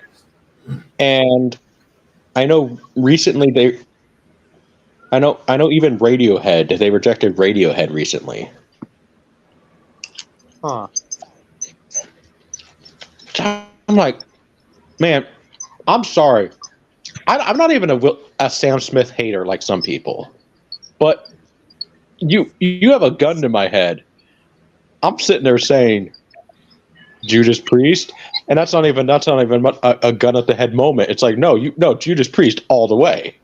Right. I mean, yeah, they've been around since since the 70s. And and like I said, I'm not even a Sam Smith hater. Like I actually do like his music, Right. but I don't mind the song "Writing on the Wall." That's probably the only song of his that I can listen to and can tolerate. Yeah, it's not bad. Like, it's not a bad song, but like Sam Smith, I think Sam Smith, his biggest problem is like he tries too hard to sit there. And I'm obviously, if trolls sit there listening to this, I'm being bad on purpose, right? right.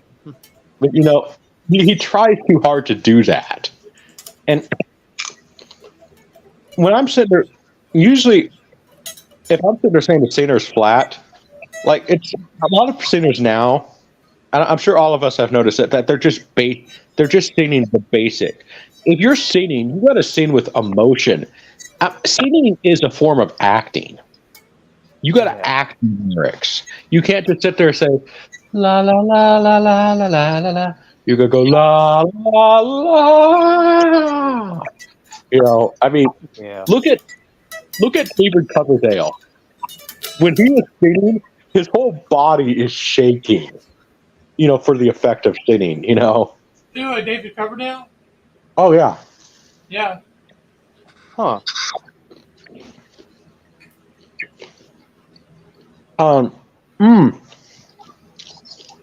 And have you heard the rumors that David Coverdale might have replaced himself as the lead singer for his own band? Like if Whitesnake continues,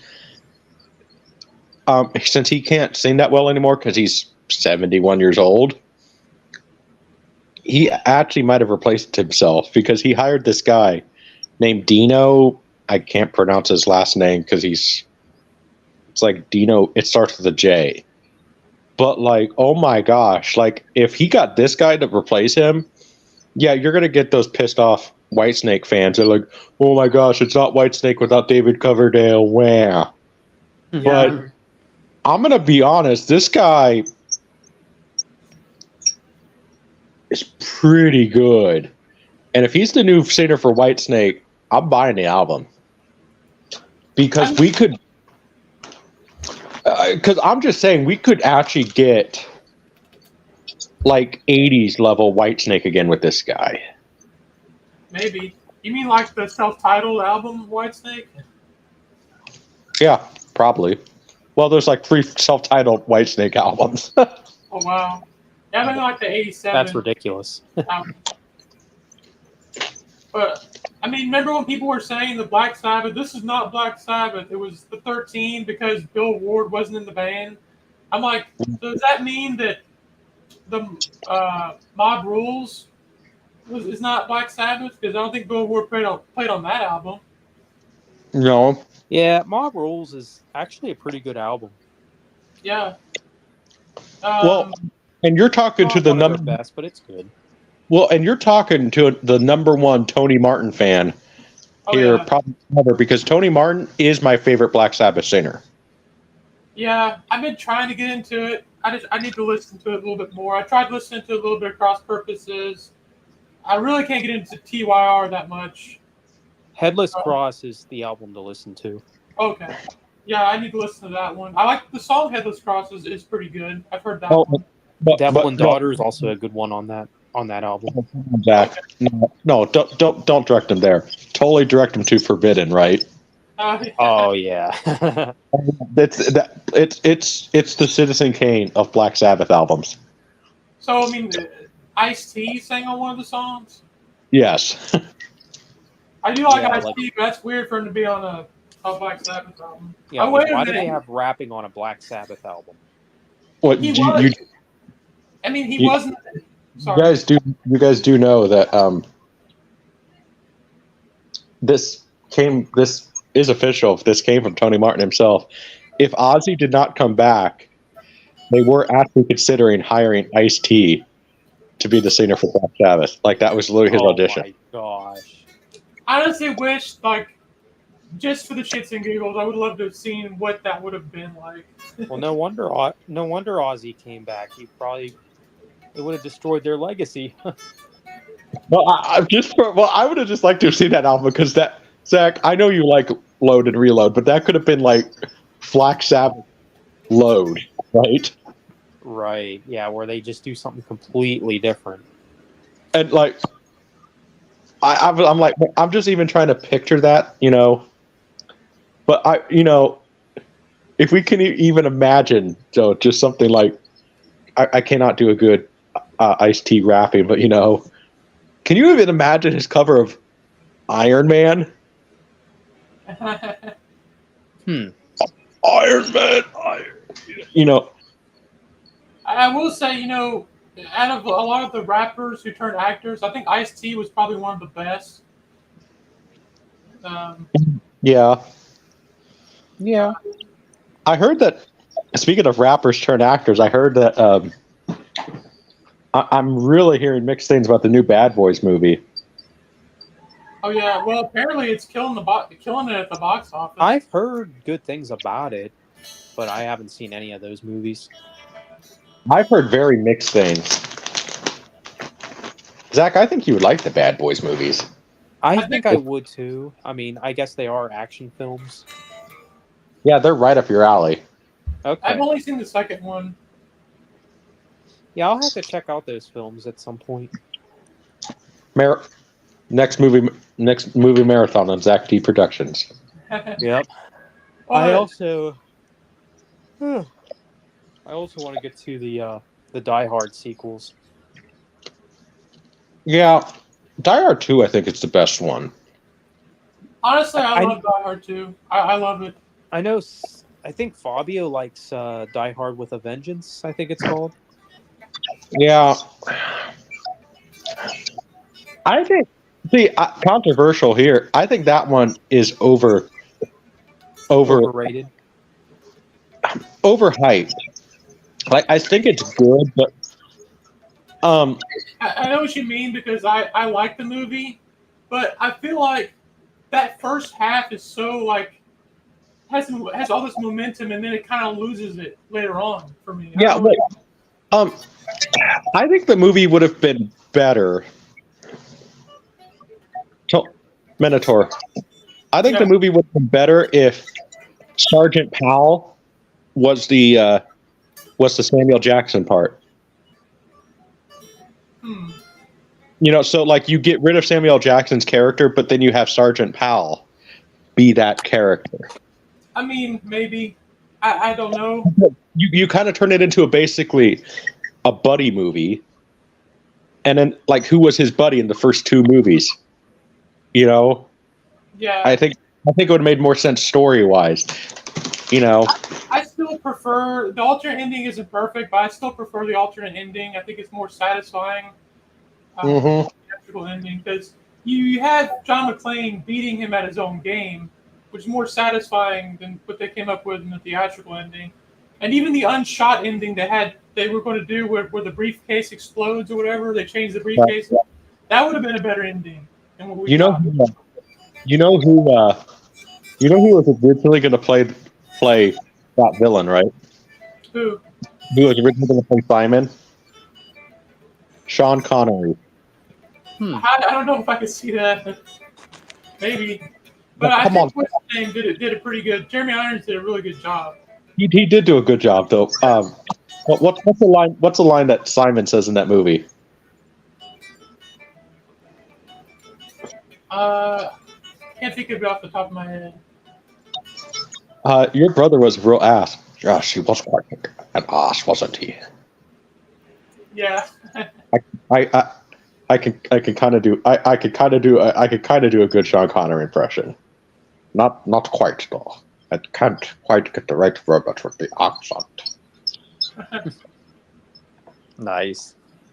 But I would say I do a pretty good job for a Swedish kid from Kansas. So. I mean, I like the first 4 Die Hard movies are great movies, but yeah. A Good Day. Oh, come on! A Good Day to Die Hard is the greatest movie ever, right? I haven't seen it in so long. I totally. Now that's the 5th one, right? Yeah. Right. I heard that one wasn't very good. I'm gonna say this. I think it's one of those movies where the internet makes it worse than it actually is. That makes sense. It's probably just a mediocre action movie. So it's kind of like Godzilla 1998, where it's not as bad as everyone says it is. It's not great, but it's not as bad as everyone says it is. Yeah, probably. Right. But Godzilla 98, I mean, I still like that movie. Yeah, it's not bad. I mean, it's not one of my favorites, but I dig it for what it is. And here's my thing, though. It just suffers from miscasting. Like, Matthew Broderick, really? Like, I love Matthew Broderick. But, no. Like, you know, did I tell you, Minotaur, I know I've told other people, do you know who the original choices were for that role? Was it Bruce Campbell? Bruce Campbell was one of them. Eddie Murphy. That would have been interesting.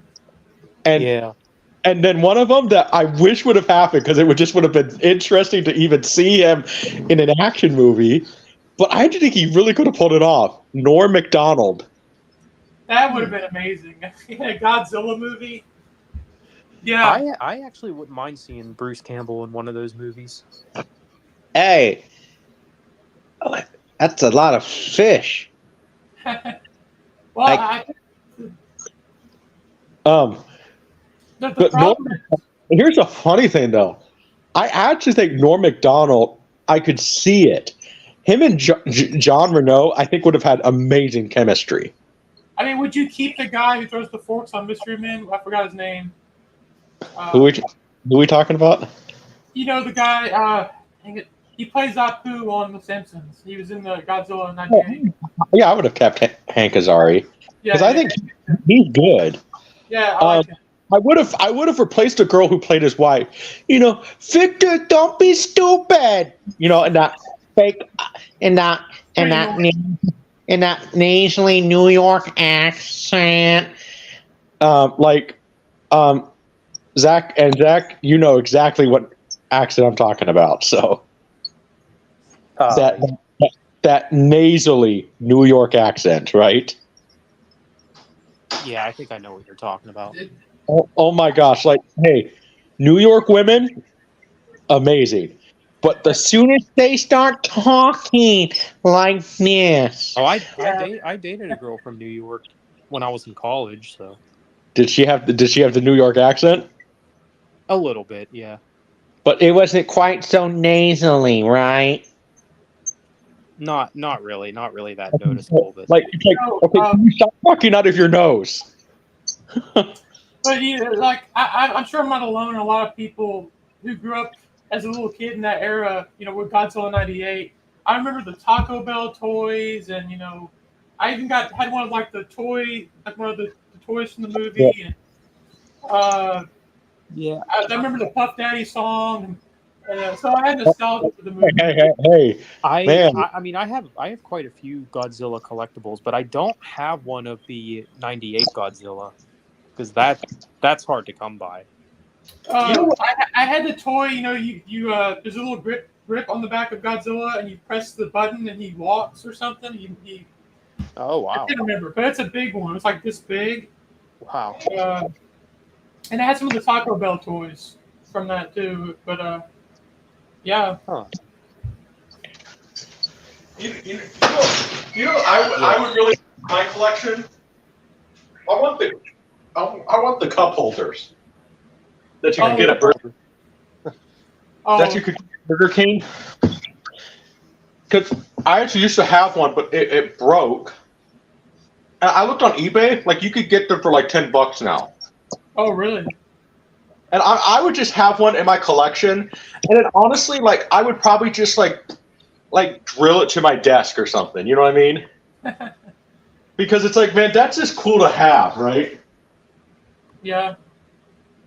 I mean, what was it? Did Pizza Hut do Star Wars Episode 1 stuff? They had these cups. It was Pizza Hut, Taco Bell, and KFC. Oh, They wow. Wow.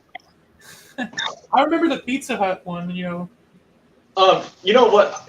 The one thing I love, though, here's my thing. Can you just imagine, though, Eddie Murphy, though? If they actually picked Eddie Murphy. And, like, we actually got not 90s Eddie Murphy, but 80s Eddie Murphy. Man, fuck you, Godzilla.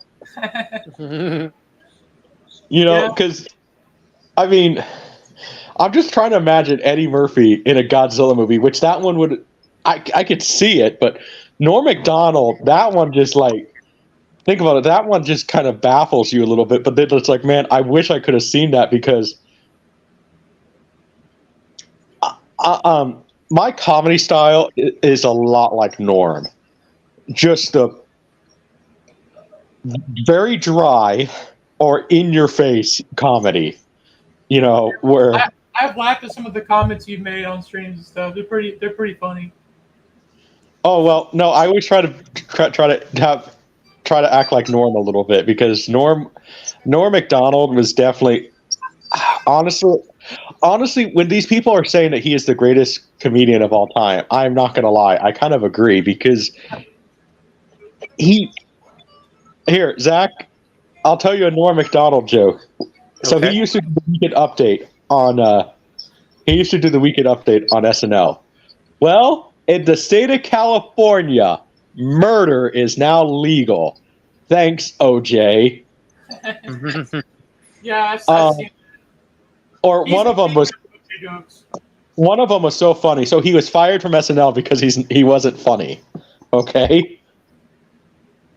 So then they had to hire him to promote his movie Dirty Work because they were contracted to. So he sits there. So I don't know if you used to remember this, but I used to be on this show. I did a thing called the Weekend Update. And, I was fired on a comedy show because they said I wasn't funny. Well, that was about 9 months ago. So either I've really improved 9 months later, or this show sucks. Yeah, I think I remember that. And Norm just like, Norm just didn't like. Norm did care, but like he didn't take show business seriously. Was the thing, was what made him funny. You know what I mean? Yeah. And what like what Zach, watch his little show he did on Netflix. His Norm has a show. He's one of the funniest things ever because he's literally just trolling David Spade the first episode. He sits there. So David Spade sits there. Are we recording? And Norm sits there. No, the camera's red light is just on. Wow. And then he sits there. Do you want to take a break? And I said, okay.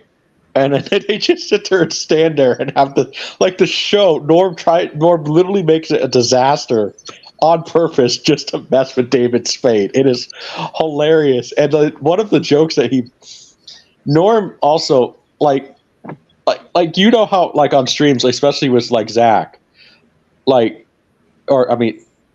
Zach, I just try to act, I act dumb. I act really dumb sometimes. Oh yeah. That's something Norm would do. Like, it was just like one of the things that he did. His roast for Bob Saget is one of the funniest things ever. So he decides to roast Bob Saget by reading jokes from a 1940s joke book. And it is just like, oh.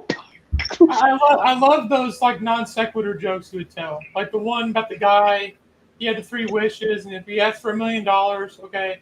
The second wish is he asked for the most beautiful woman in the world, okay. And his third wish was I wish I had a giant pumpkin for a head. So it's a non sequitur joke. What about did you hear about the story about the moth that went into the podiatrist's office? So I'm gonna butcher this so bad because I always do. But so this moth was very depressed. He went to work every day, took the kids to school, and had the day by day. So he decides to go into the podiatrist's office, lives his day, and all this other stuff until he saw the light. Zap. Yep. Or like one of the best ones though. There are many types of ships. You can have a cruise ship, you can have a yacht, but do you know what the best ship is?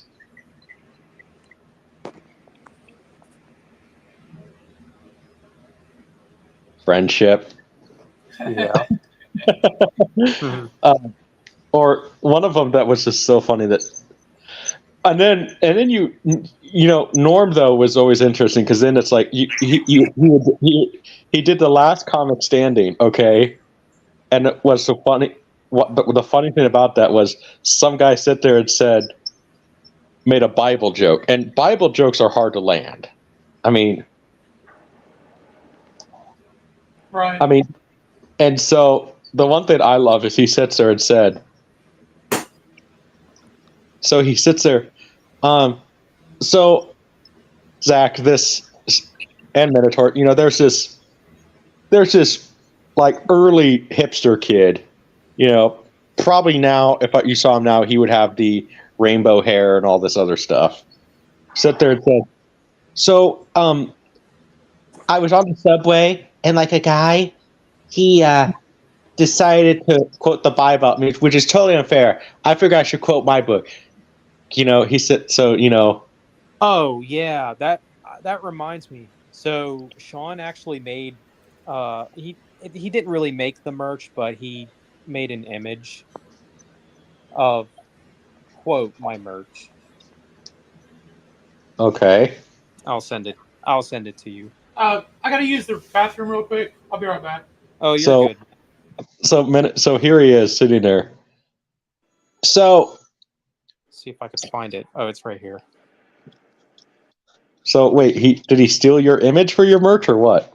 No. Because you realize you could sue him actually, right? Oh yeah, I could. But no, I don't think it's not for real. I think he just made this as an image. I just sent it to you. Okay. So anyway, so here's Norm sitting there. He says a Bible line like, let your, the person quoted the Bible to him, and then he sits there. I figure if I can quote from your favorite book, I can quote from my favorite book, Harry Potter, Chapter 7, Let There Be Magic. Mm-hmm.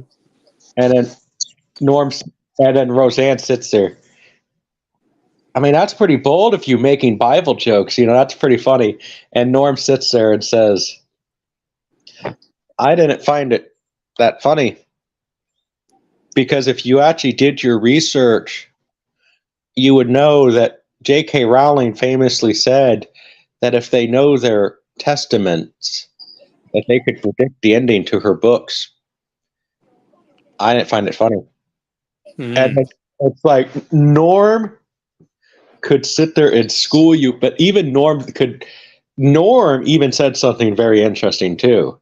He said they asked him one time what is his least favorite style of comedy. He said political humor. Yeah, that's fair. Because he'd sit there and said why it's his least favorite is because no matter, you cannot please anybody with it. Oh yeah. If you make a political joke on either side, you cannot, it's a cheap laugh. It's not a genuine laugh. It's a laugh in the moment there. Basically. Yeah. Which makes sense if you think about it, right? Yeah. Yeah, no, I don't blame him for saying that. And and then one of my favorite ones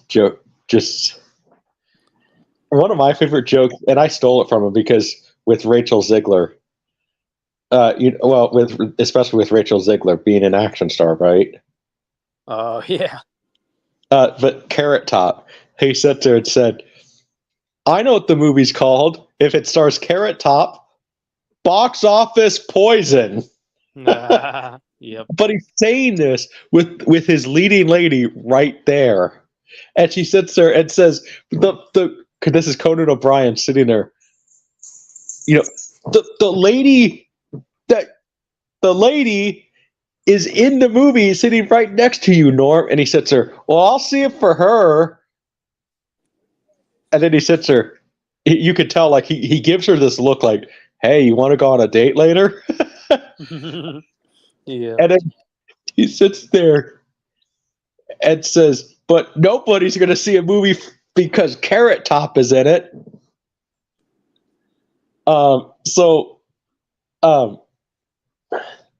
Like, that's the thing is, like, but that's the thing is, so it's just so hilarious because he would basically just not take show business. I think he did love being famous, obviously, but he did not take, what made him funny to me is he didn't take the whole being famous thing seriously. He treated show business as like what it should be. Because when you're famous, your job is literally to put on a circus. That's it. Yep. That sounds about right. And just have fun. Do not take it seriously. Your job is literally, like Kurt Russell said it best.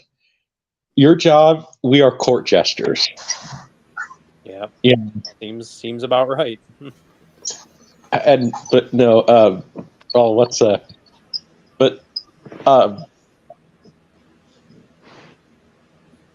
Oh, I forgot to tell you. So earlier today, I actually almost got into an accident. Oh yeah. Yep. And I ended up with the flat. So it was either that or get into an accident. I think you chose the right decision. Yeah. Um, please tell me though, you at least know how to change your tire, right? Yeah, somewhat. Okay.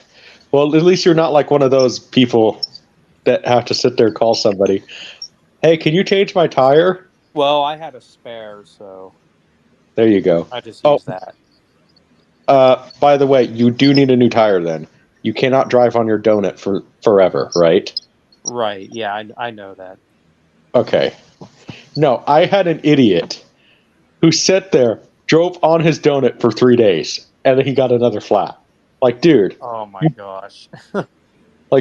you should only drive on your donut. Well, Basically, my next interview is not till next Thursday, at least an in-person interview, so cashier. maybe we'll see.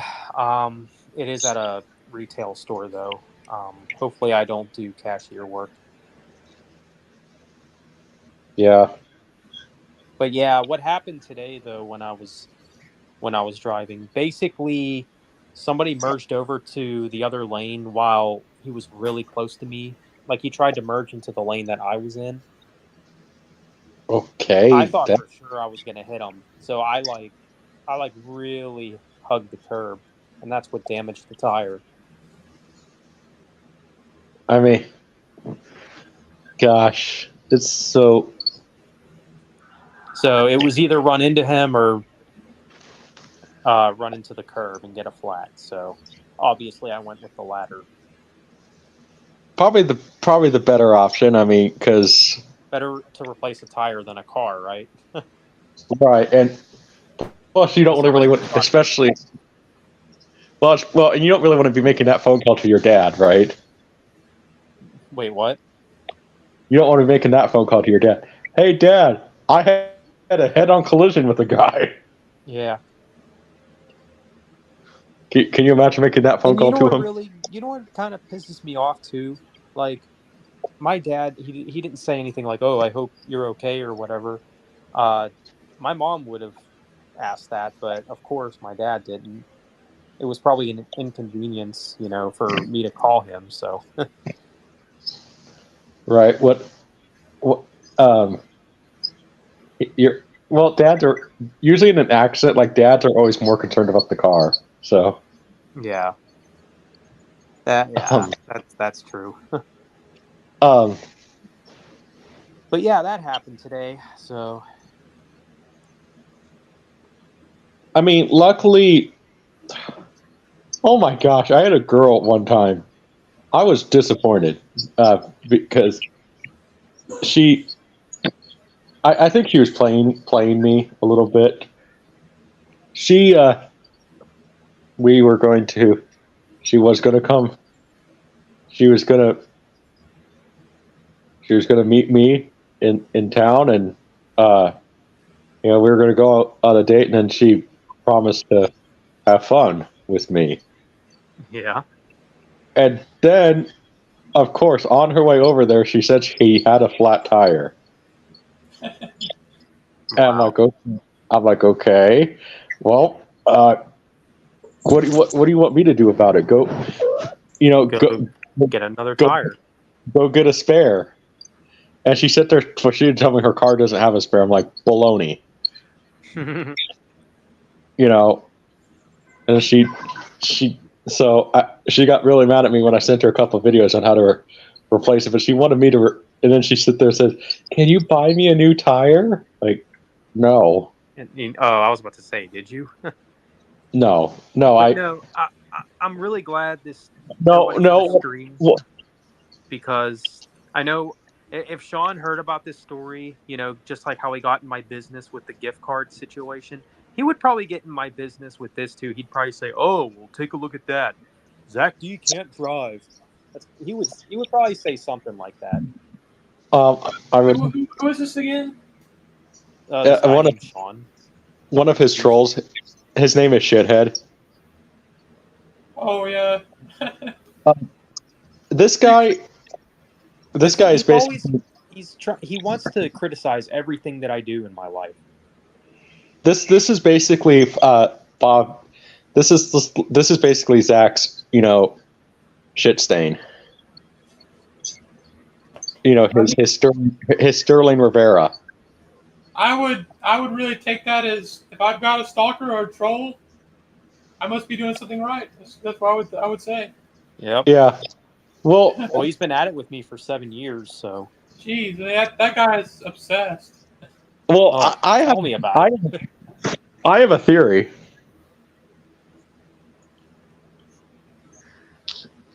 I think he wants. I still say, Zach, he wants to fuck you. Probably. I mean, Yeah. 7 years. 7 years. That's just mental. 7 years. I mean, well, either he's that obsessed with you, or he wants to fuck you. I mean, there's no other way around it, So, Zach, you know what you need to do? Jealous too. I know that's another theory that some people came up with. You know what? I have an idea. Maybe I can make films and he can't, even though, I mean, it's pretty easy. My films are garbage. It's pretty easy. It's pretty easy to make a film. You point and shoot the camera and tell people what to do, right? Right. But you know what you do to them?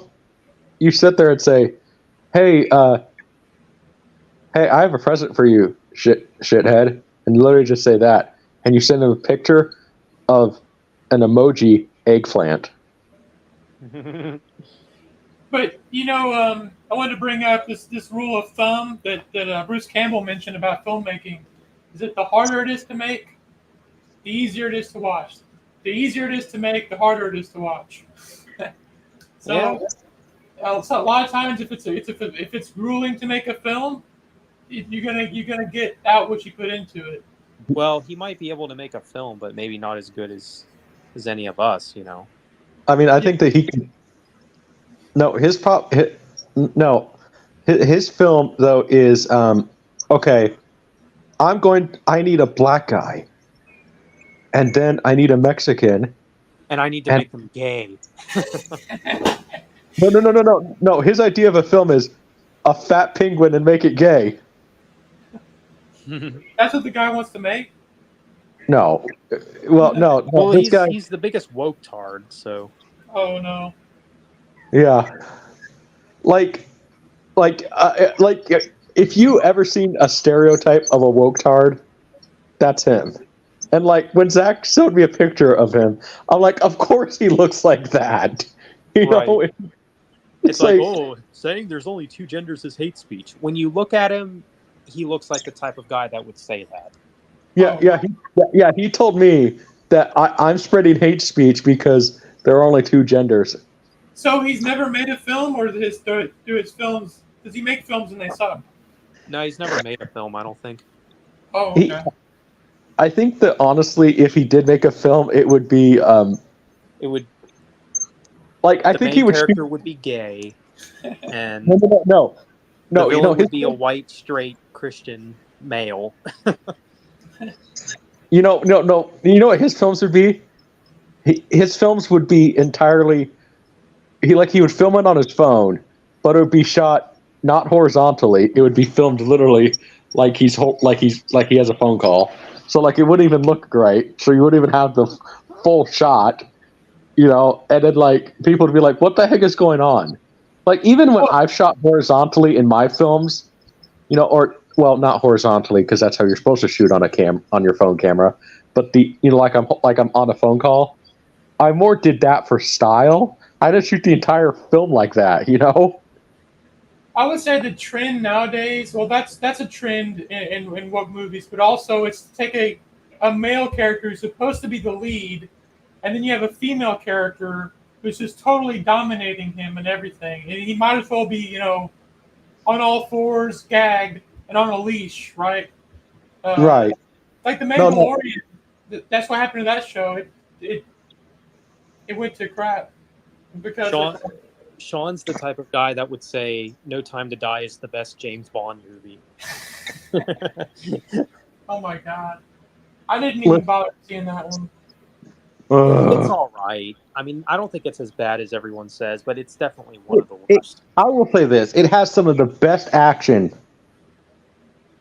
in the entire series, but then the way you end it, because James Bond is a male fantasy,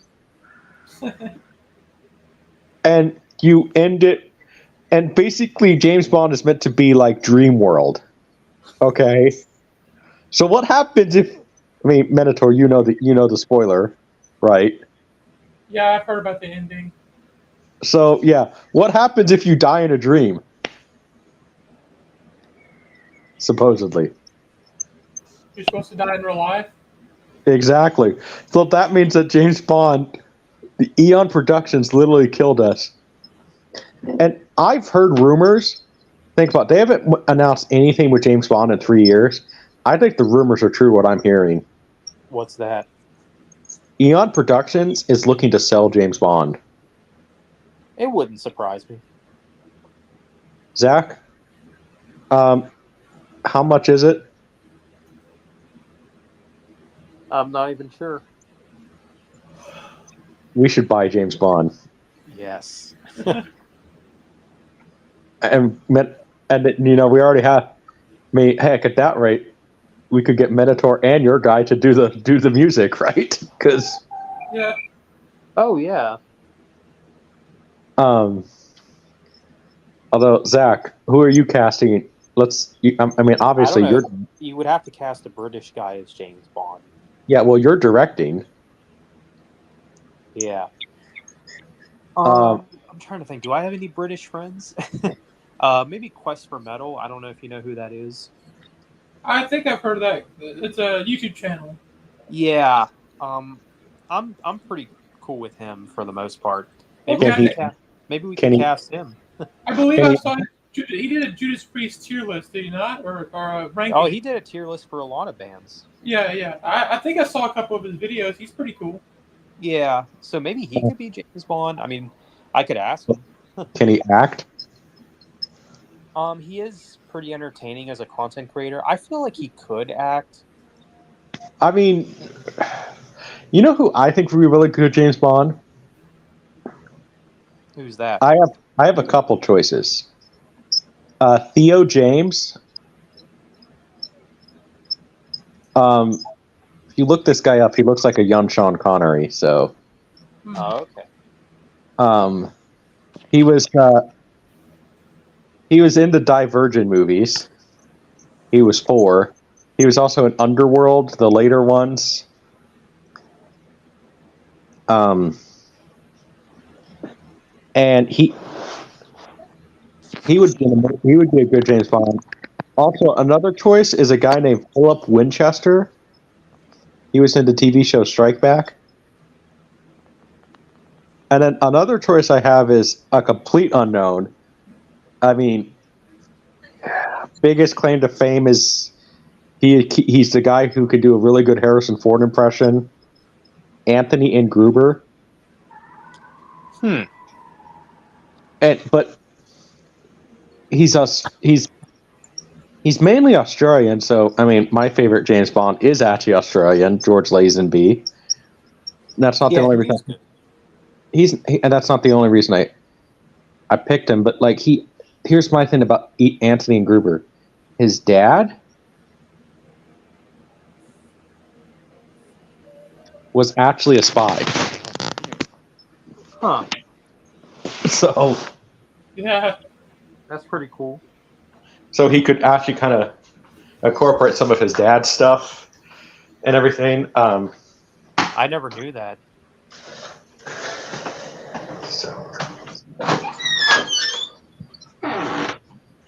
We have 2 viewers right now. Unless it's just counting me and Zach. And I don't think it is. It's 2 separate people watching. So that's something that's good. Yeah. Well, how many viewers do you typically get in a stream? Or you said this is your first stream? This is my first Yeah, my first stream on my channel. Yeah. Gravy.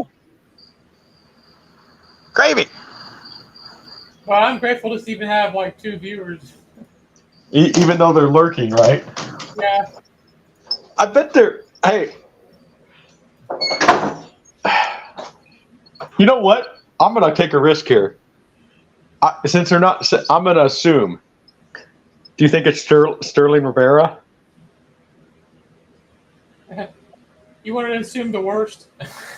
Oh yeah, just assume the worst. It's Sterling Rivera, right? And he's looking to make a hate video about you, right? He's seething. He's seething right now. Yeah, like he's Oh, gonna. is that one of your haters? No, it's one of Rambo Raps. That's shit stain.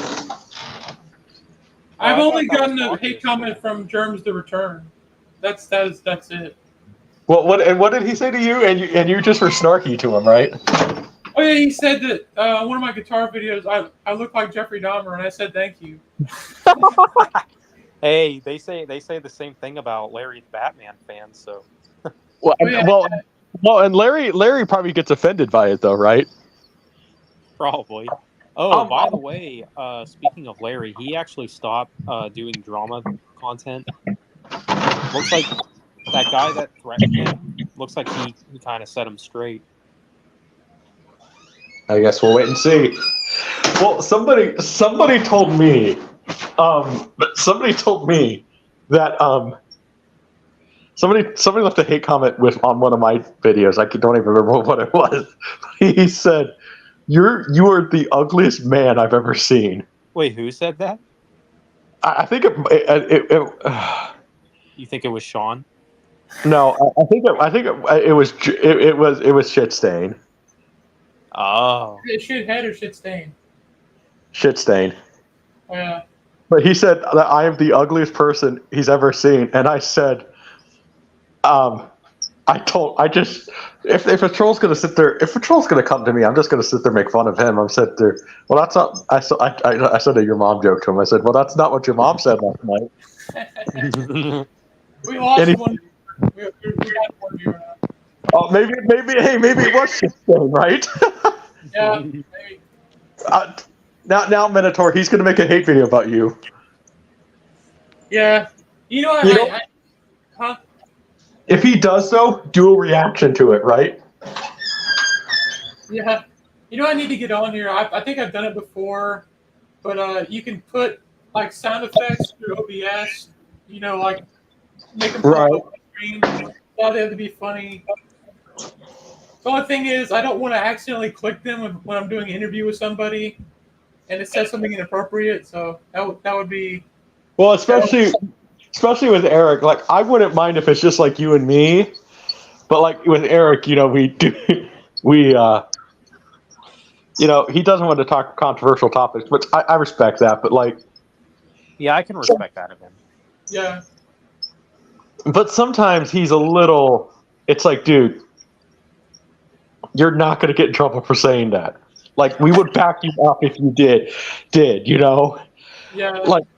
Like if he said something like, I don't Like know. there are only two genders. Yeah, no, it's like, listen, I get it. You're trying to get into SAG, but like we would back you up. Like you would have multiple people back you up on that. Now, I do have a question. What exactly is SAG? Screen Actors Guild. Yeah, FAG, Film Actors Guild. Yeah. Is the reason he doesn't want to get into controversial topics because he wants it, basically? He's worried about being canceled, and I'm like, dude, those who love you will love you. Those who don't, throw them in the trash. Right. And here's how I see it when it comes to that.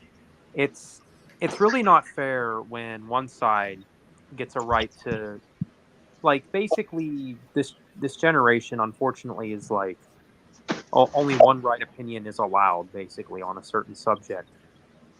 Yeah. Well, I mean, exactly. I understand where Eric is coming from with that. Eric, At the same time, it's like you gotta stay true to yourself, man. listen, I love Eric, and if he happens to watch this, it's like, listen, I love you, Eric. I'm saying this out of love, and I've told him this. Yeah, we're cool with Eric.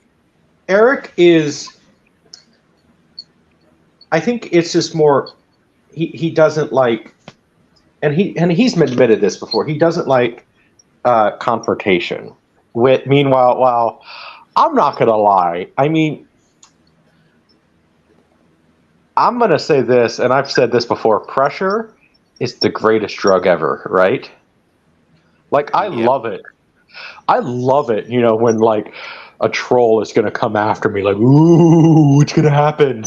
You're gonna come to my house, I'm like, all right, come on, let's do this. Let's be, I'm like Michael Keaton. You want to get nuts? Let's get nuts. Oh, Ty, I wanted your opinion. Like, I'm gonna get the movie because I own it, and I want your opinion on this movie. Okay. Okay. Hold on a second.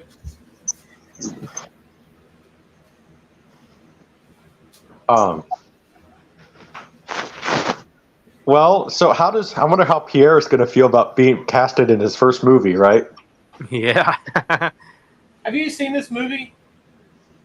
Hey, thanks for the sub, Charles. Appreciate it. Heart of Last of Dogman. I don't. Tom Berenger. I might have seen that. I don't really remember it. It's a pretty good movie. Honestly, I would watch this over Dances with Wolves because it's got Tom Berenger in it. Well, Dances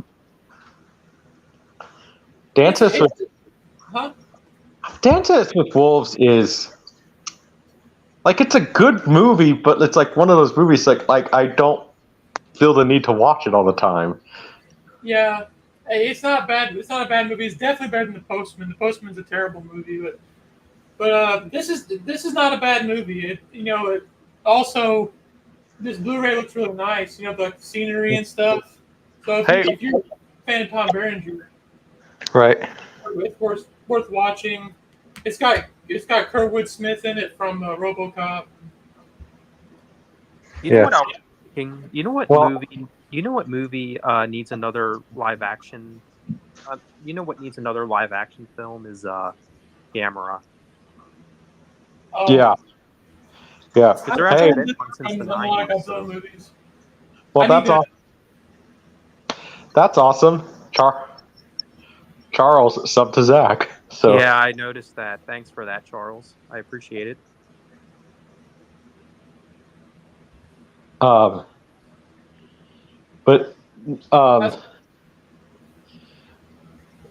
no, I agree, Zach. It does we need a new Gamera movie, and you should direct it. Yeah, maybe. It's probably not going to go public domain anytime soon, but 2000. You're looking at like 2060. Yeah, right. Well, I mean, how much can the rights to Gamera really be? Yeah, I'm not sure. I know there was recently an anime for Gamera that came out, but that's been about it though. Like as far as recent stuff. Right. I'm gonna. But no, this. But yeah, no, you. Going live though is great for your channel. You can get more followers. So, first the 23rd. Though. Yeah, his first stream. His first stream though, I mean, pretty good. You got 2 viewers. That's better than honestly what I was expecting. I was expecting how to many be subscribers do you have? 70. He has 75. Yeah. Okay. Well, yeah, it's not bad for a first stream. Yeah, I mean, I'm not gonna lie. I was expecting 0. Yeah. It's just fun to talk. Yeah. And we did some guitar. We did some guitar stuff. So. Yeah. Um, and Zach, it's always fun to have Zach here because Zach, the three of us pretty much agree on a lot of things. So, yeah. And probably me.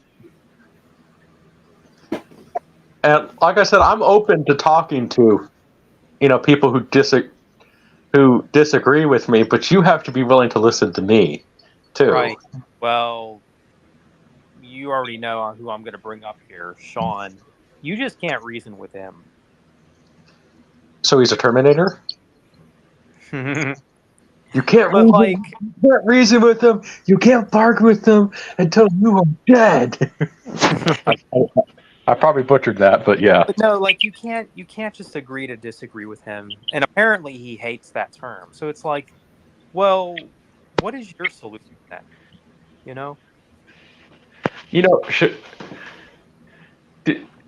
By the way, you should just upload that video, right? That I made for Sean, right? Yeah. Oh, I totally forgot to do that. Yeah. No, I just made a video. So, yeah. Minotaur, you could just do this if you ever get a troll. You just sit there, you film yourself. It doesn't even have to be the crap. You can literally just film it on your phone. You mount the camera somewhere, you shut the door to your bathroom, and then you just make a... What happened to those videos?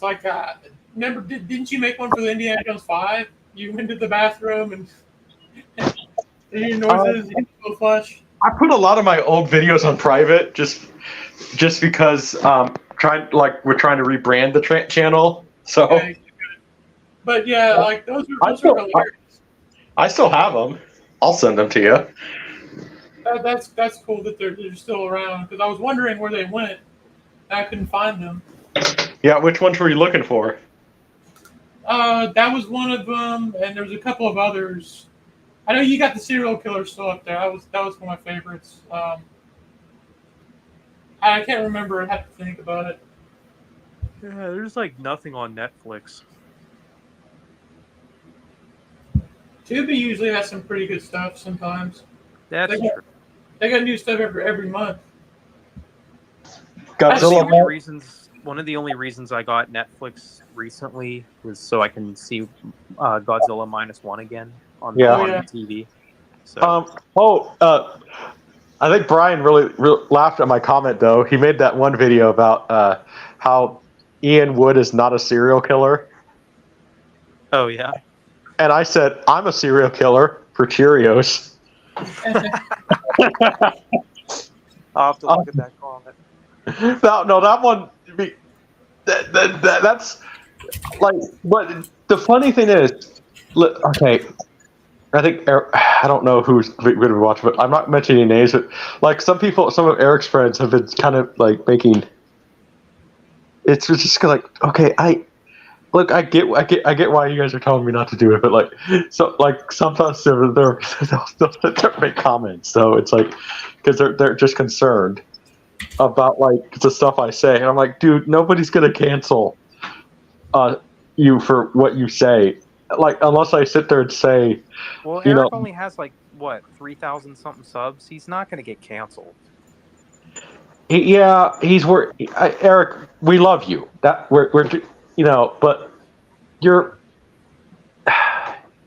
If you do get canceled, we would pack you up. You would have. It's not complicated. Look at Fabio. Take notes from Fabio, for instance. Yeah, make fun of your trolls. Fabio was an inspiration for me with how to deal with trolls. Honestly, because for me it's Fabio. I think Fabio and Leon, they both know how to handle haters very well. Yeah. Well, and hey, so does Minotaur. Remember, he looks like Jeffrey Dahmer, so he just thanked them, right? I'm a much more handsome Jeffrey Dahmer that doesn't boil heads and eat them. So that's. Well, that we know of, right? Yeah, that we know of. Yeah. I mean, I don't know what you do. I only know you through YouTube and just for sit down by the fire. I don't know what you do when you're not on video. Yeah. I mean, Zach, I don't know what you do when you're not on video too. Maybe you do that, right? Who knows? I mean, it's always the quiet ones, isn't it? Yep. Okay, the thing about the whole Jeffrey Dahmer case, though, have you guys, like, okay, Zach, the thing with Jeffrey Dahmer, he lived in an apartment complex, and then people were complaining that they were hearing chainsaws at 3 o'clock in the morning, and he was saying it with his TV. I'm like, What? These people. Did you hear? Like, what was that? Didn't they make a Netflix show or something about him? And Well, did they hear screaming too, or? Yeah. I mean, if I hear a chainsaw and screaming, I'm not going to sit there and assume the guy's TV's too loud, right? You're gonna call the cops. Yeah. I mean, did you hear about that show they made of Jeffrey Dahmer? And the victims were very mad. They're upset about the show. I mean, the family of the victims were very upset. Well, and I don't understand why. well, the thing about the Jeffrey Dahmer case, though, is like that guy. First of all, okay, have you seen that guy? That guy, like, you could tell something was wrong with that guy. I mean, he was. Okay, look at his face. He was literally yellow. And I'm not talking he looked Asian. He was yellow. Right. Yeah. And because that's a side effect from eating people. Your face literally turns, you become yellow and sickly looking because we were not designed to eat each other. Yeah. Dude, dog, it's midnight. I'm not leaving. No, the dog wants bye-bye treats, but it's like it's close to midnight. I actually have to, and I don't have to get up till like. Oh, I have to get up at 8, but so that's not that bad. But no, I wanted to be here for your first stream, but no, that guy looked sickly looking. Like you guys, like that's the type of kid. That's the type of guy that you. Like if you see him at like that's the type of guy that if you see him at Walmart, you get your kids away from him. Yeah. And nobody suspected him. I don't know. And you want to know the real funny thing? Apparently, one of the things he used to do, he worked at a sandwich shop. And a chocolate store. Oh, really? Yeah, no, like the stuff that like, and then the way how he died was just like, listen, I'm not gonna judge, but like, it's Jeffrey Dahmer. He kind of got what he deserved. You know? Yeah. Did you guys hear how he died? How did he die? He got a metal bar. He was beaten by a metal bar in the head. And then the prisoner broke a mop stick and shoved it up his butt. Oh, gosh. After he was dead. So, and I mean, the pointy end, the broken part was shoved up. After he was dead? Yeah. But from what I heard, Jeffrey Dahmer though was egging the guy on. Like he was a guy who was like 5'7". He started to pick with a guy who was like, this guy was huge, like maybe 6'4", 6'5", and he starts. It's like, dude, pick your own battles. You know, like, are you really gonna win against a guy who's 6'4"? Yeah, probably not. I mean, but. No, I mean, I don't know. Like, I love serial killers are definitely interesting to look at, but like you look at the ones like Jeffrey Dahmer, and it's just like, I'm sorry, this guy was just a loser. Like, what was that serial killer? They made a movie on him called Henry. Henry That's Lee Lucas. that's based on Henry Lee Lucas and Otis Toole. What's Serial. that? They were gay. Oh, They were just gay serial killers. So, but they would just admit to everything. Like, if you asked them, did they kill aliens? They would say, yeah, we did. But but get this though, the only and they're known as the confession serial killers. But get this, the only reason they admitted to all this stuff is because they would literally get free McDonald's in prison. wow, that's hilarious. So like, Zach, hey, you get free. Hey, if you admit to this crime, you get free McDonald's. It's like, okay, right? Yeah. And that was their thinking. But like, Yeah, they made 2 movies based on it. One was called Confession of a Serial Killer, and then one was called Henry with actor. I know they made one with Antonio Sabata Jr. Oh, really? And like that guy, I'm not gay, but he's like too good looking to play that guy. Like you look at those guys. Listen, I'm not judging anybody, but you look at the faces of those two, Otis Toole and Henry Lucas. Okay, yeah, that's a serial killer. You know, it's like if you look up the image of a serial killer, it's them. Yeah. But no, I mean,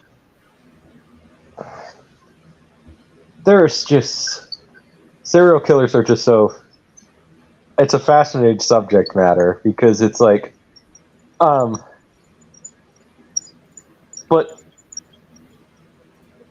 now though, I still want to know though about that whole case in Moscow, Idaho. Okay, have you guys heard about this one? No. It's this guy. He killed 4 people in a dorm room. And well, it was a college room. You know what I mean? He killed 4 people, and these girls, 3 girls and 1 dude. So basically, this dude probably got lucky with 3 girls, and the theory is this guy did not get lucky with the girls because these were incredibly attractive girls. And people are saying this crime is not sexual. I call it baloney because he actually stabbed 1 girl while she was alive, in her pussy. Oh, wow. And that's how she died, obviously. Wait, is this the? I'm not sure if it's the one I'm thinking of. But he used. Is that the guy who was going to be a doctor or something, or he was? Koberger is his name. Yeah, he was going to be a doctor for psychology, and he was really obsessed with BTK. What's BTK? It's a famous serial killer here in Kansas. Yeah, I think if it's the one, I'm thinking of. Yeah. But this guy, like, basically the theory that I heard is he couldn't. Like, listen, I know how difficult it is to get certain girls that we want, but I move on, you know. But and sometimes life gives you a second chance with the girl, like with me right now, you know, because I've been pursuing a girl for a while. I took a break for a while because, well, you know, she had a boyfriend. Now she's single. Sometimes the universe gives you a second chance. Yeah.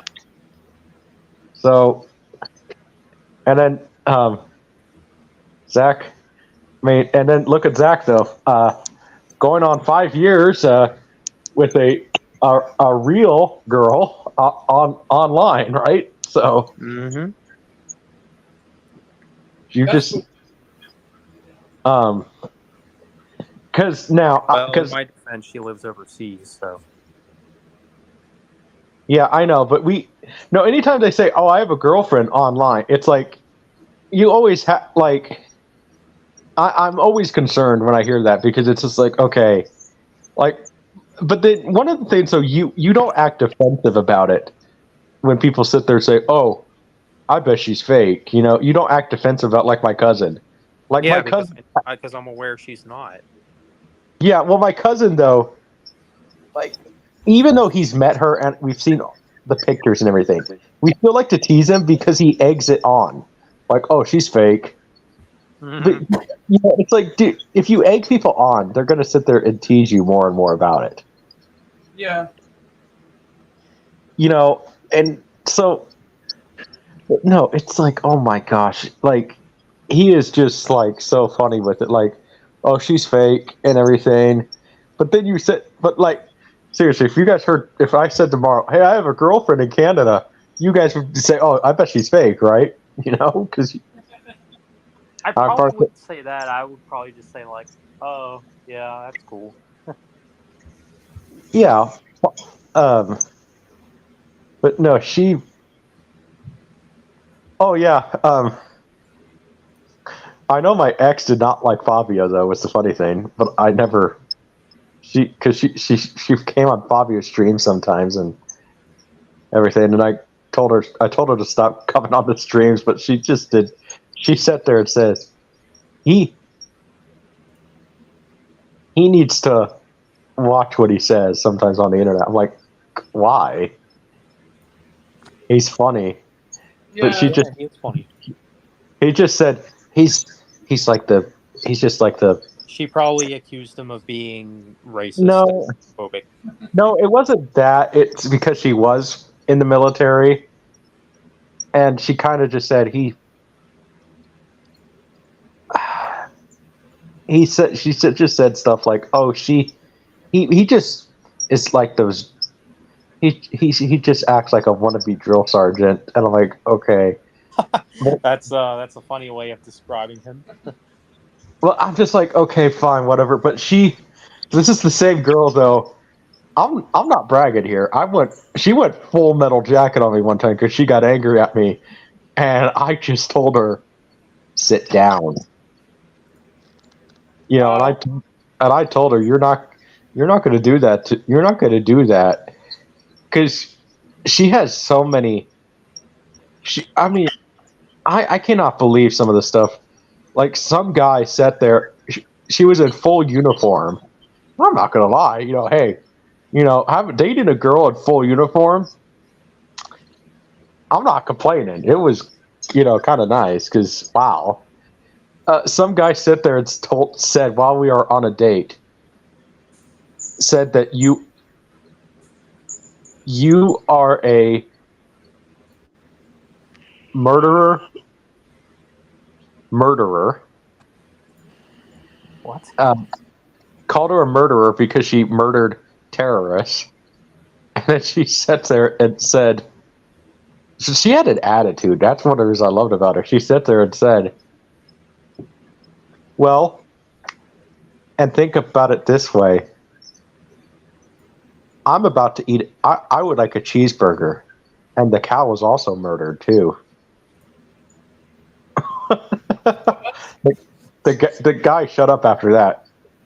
She had a real like attitude with her that that's one of the reasons I did kind of like her because she could, you know, like yes I would defend her, but like she could also kind of handle herself. Where she had a mouth on her, but then so we broke up because her last deployment she had a total change of personality. It was very weird. I don't know what happened. So, but I don't know. Minotaur, I'm sure you've had some interesting experiences with online dating, though, right? I don't know. Not really. Okay, because the one thing I always find with online dating, because yes, I've done it, but like I always seem to get the gift card scammers, and like usually, like I said, I always end up just like saving my gift cards. At least I used to do this. And like it's like, oh my gosh, I gave $1 to a gift card scammer. I gave 75 cents to a scammer. You know what I mean? It's like, does that really matter? You know what I'm saying? Yeah. It's like, fine, enjoy your 75 cents. I'm not gonna use it, you know. But now it's just like, man, that's just not even fun to do anymore because I always seem to get the scammers. And like one of the girls, I even asked her one time, and then like the real girls I would get. Okay, listen, if you, I get the girls that my grandpa, I get like these type of girls that my grandpa when he saw her at a gas station. Have you guys noticed this? Okay, like I don't know if this is in your area or if this is literally just Kansas, but like the girls who work at gas stations now are like some of the ugliest girls you ever seen. Like nose ring, and they're wearing tank tops, and they don't even bother to shave their pits. Ew. Like, is that an experience in your guys' area? Sorry, say that again. And so Zach, at gas stations in your area, do you notice this? Like, there are some of the ugliest girls there. Like nose ring, tank tops, and then they don't even bother to shave their armpits. Yeah. Like my grandpa sat there and said, well, in this generation, ugly is the new attractive, apparently. Like people can't look how they did back in the day for some reason, you know. My grandpa though said this. He said, I saw. He said, when I saw that girl at the gas station, he sat there and said, he said, I puked in my mouth a little bit, and then he sat there and said, in the words of Joe Biden, I think I need my diaper changed. And my grandpa doesn't even wear diapers. That's the funny thing. So that's honestly funnier. Oh, and then my grandpa, I know I told this to Zach, but I'm not going to sit there say the full thing what he said. But his birthday is the 19th. So guess what he made a joke about? He said, yeah, they made my birthday International Beep Day. So I told and you know, everybody starts laughing, and my grandma gives him the death look. But I found that one kind of funny. Like, okay, it's pretty bad, but the way he said, I couldn't help it because he said it all excitedly. You know, like, wow, my birthday's a holiday. You know. So I told my mom's boyfriend that I think I'm gonna call him on his birthday and just sit there and say it to him. I'll make sure Grandma's not around when I say that, right?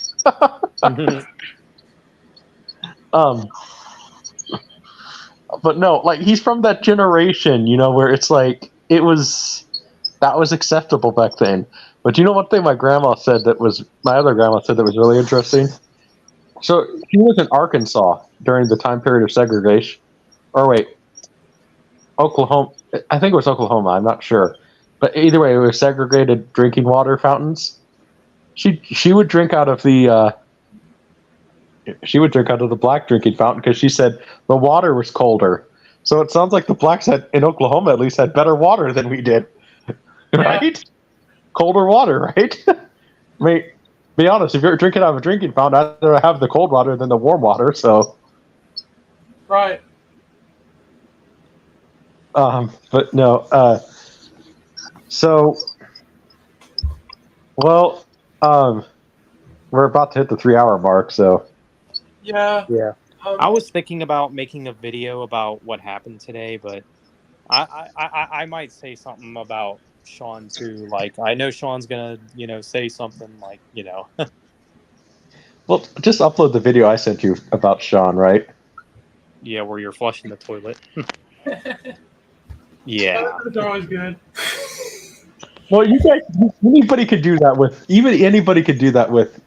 if they leave a troll. Like, hey, I mean, hey, Minotaur, since he even did that to you, left you a comment saying you look like Jeffrey Dahmer.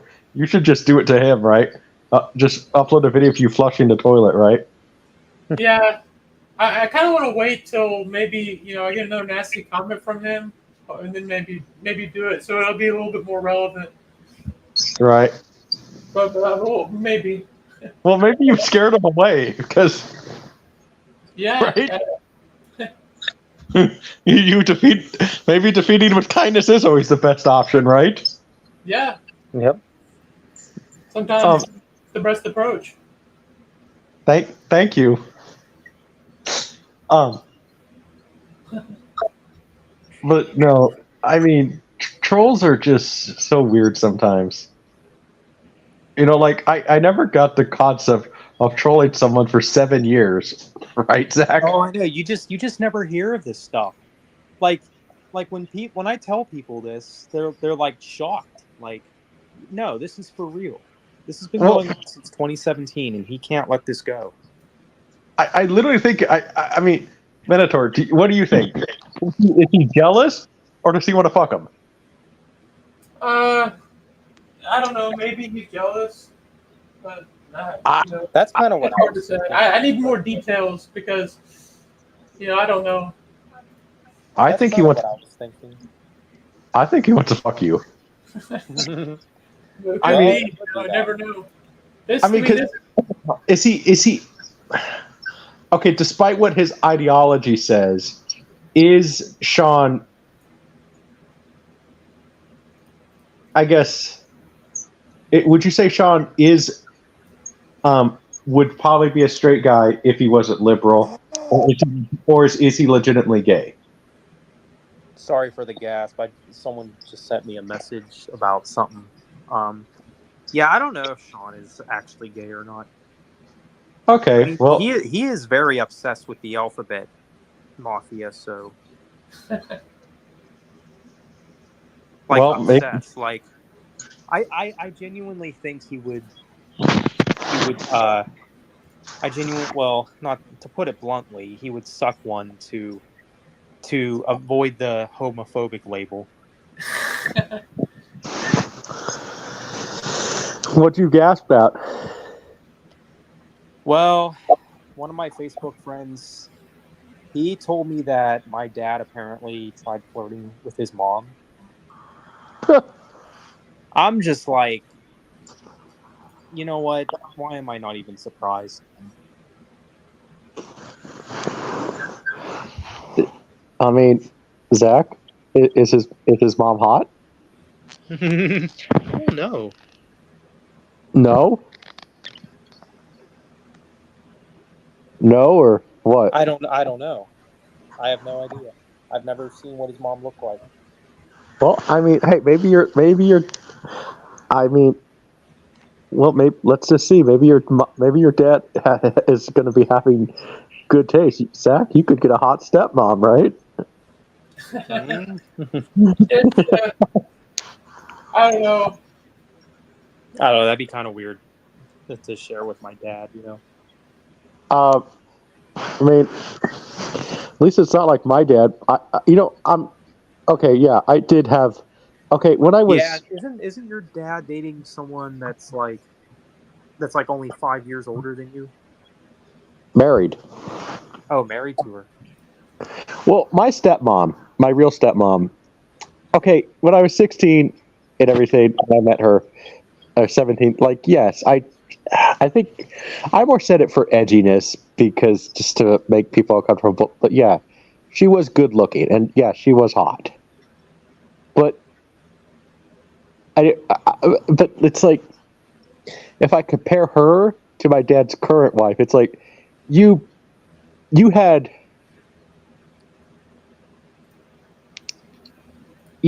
basically like a gosh, I'm trying to think of a good comparison. You went from like this really cool, like edgy, like rocker type girl, who was into great music and everything that, like you could talk to about 80s music and everything, and she would listen to a libtard. Oh my gosh. So like he Yeah. went the exact opposite direction, and like he didn't even my own family has said, yeah, he didn't get a trophy wife. He got a participation trophy wife. Yeah. That's hilarious. Like she is, and then she told my uncle, who is 6'5", and you know, but he's like a tall 6'5", like. And I actually heard when he was young. I swear, and I kind of believe it. They said when he was younger, because he's actually, I guess he has shrunk a little bit. When he was younger, he was like 6'7". So he's a tall 6'5", and she sits there and said, that. What was? Oh, she's just made fun. He has made fun of her so much and everything, and it's so hilarious. And he sat there and said to me, he said, "Did she must have the brain? She. I think even this is even an insult to peanuts, but she has the brain the size of a peanut." Yeah. I mean, because what was it? She said she started to complain about the environment to him one time. They started complaining about global warming, and he started to call her Captain Planet now. Because he sits there, shut up, Captain Planet. Says the Earth is going to be here in 1,000 years, and you're not. So why do you care? She also told him one time to stop smoking, and he sat there and said to her to shut up and stop talking. Wow. Like, so she's one of those. At least Sean, I feel like I'm not gonna sit there and say he could listen to reason. You know what I mean? But like, I think Sean would at least know somewhat when to shut up, if you know what I mean. We lost Zach. Oh, here we go. Uh, Yeah, sorry about that. You know what? Did you hear what I said? I think that Sean. Correct me, Zach. I think that like, as annoying as he is, like I think that you could probably get him to shut up a little bit, right? Well, it's interesting because he does go away for like a few months, but then he's back at it. But see, Right. even though he goes away for a number of months, I'm sure he's still watching me, like watching my every move. Yeah. Well, Like, dude, he's obsessed with me 370 however many days a year. Oh, well, no. I didn't even tell Minotaur what he said about me. This is the same troll that said that he's going to buy my water bottle and then throw it off of his apartment building. I just replied to him, "Go ahead." Like, I mean, you buy my merch, I still get a check. So, Yeah.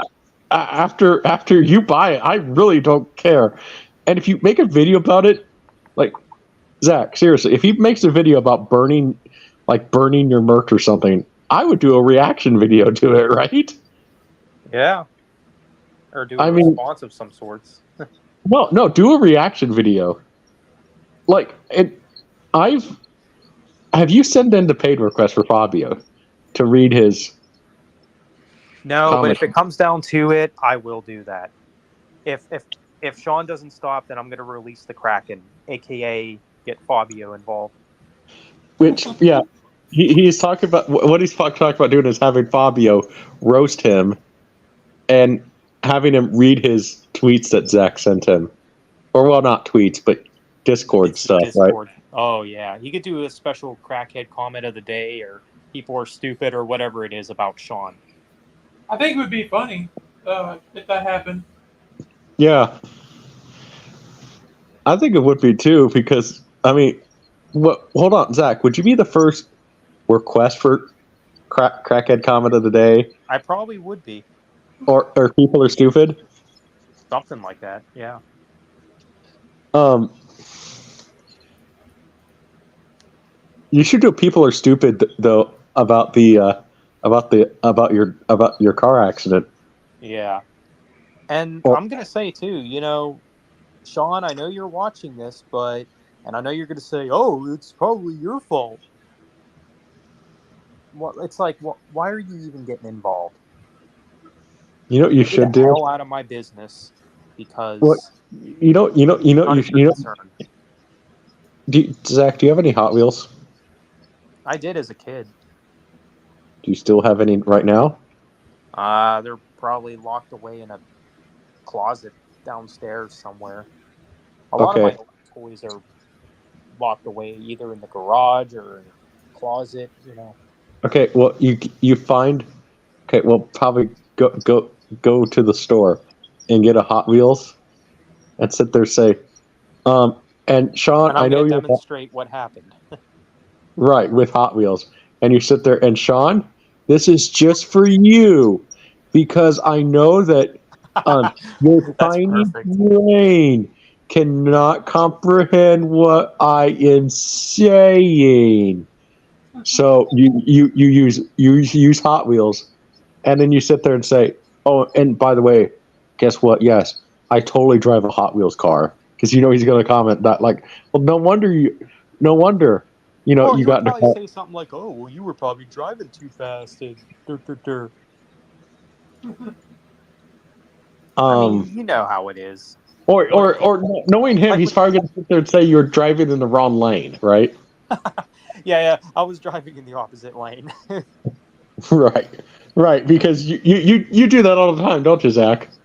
Oh yeah, just casually all the time.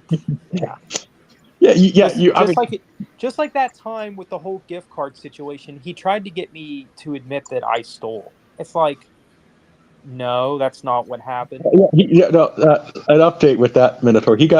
Zach got fired from his job recently because his cash drawer was short because of a gift card scam, and that could be a multitude of reasons. Like, I mean, be honest. Like, it could be like, you weren't paying attention.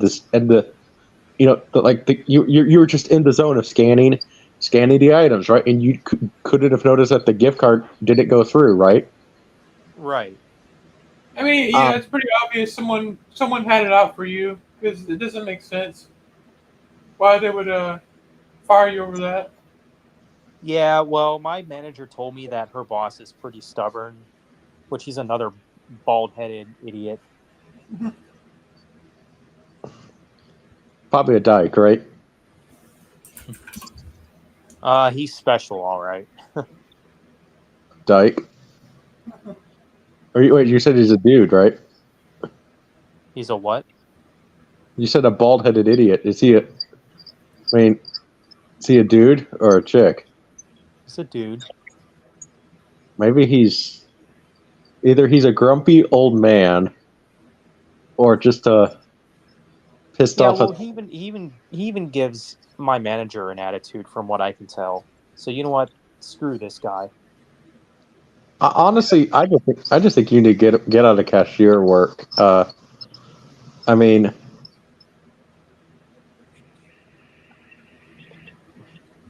you And know, my manager, me and my manager we were cool. Like we left on good terms, which is good.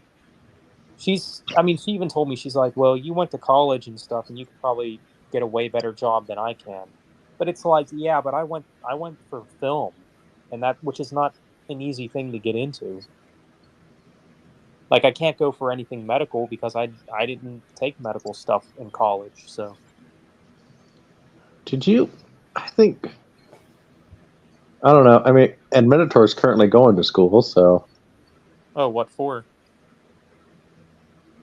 Oh, I don't know. Right now, I'm just doing courses and then trying to find out what is the right path for me right now.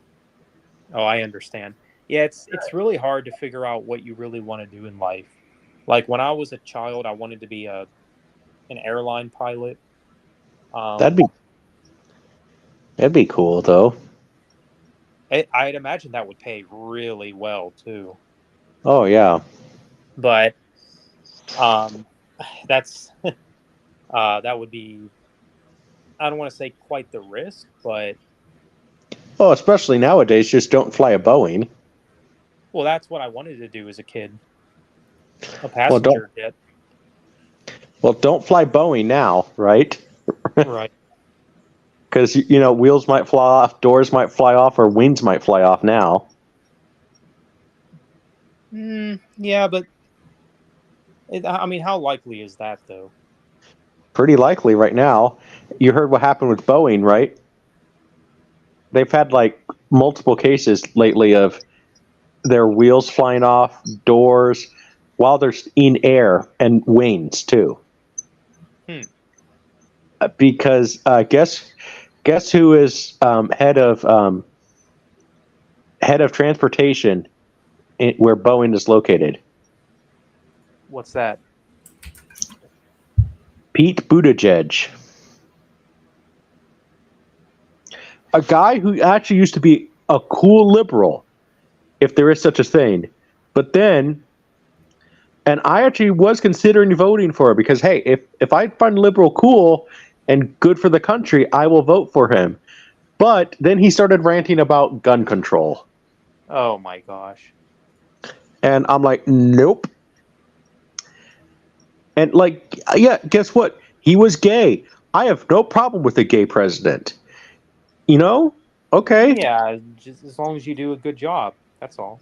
But if you start ranting about gun control, no, I'm not voting for you.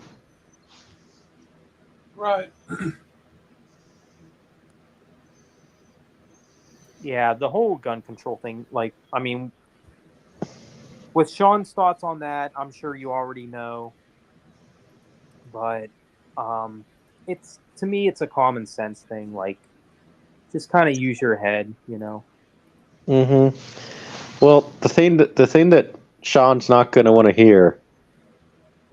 Okay. If they take away guns, which they let's hypothetically even say that they did find a way around that. Criminals will find ways to. Criminals will always find a way to use weapons that are more powerful than a bullet.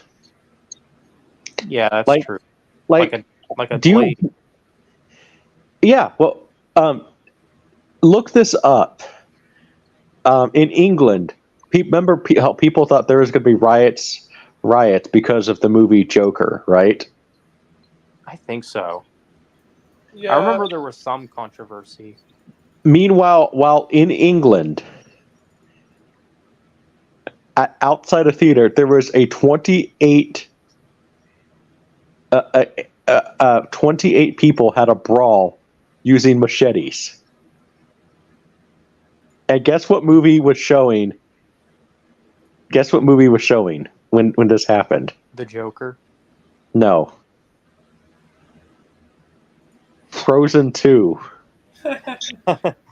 Wow.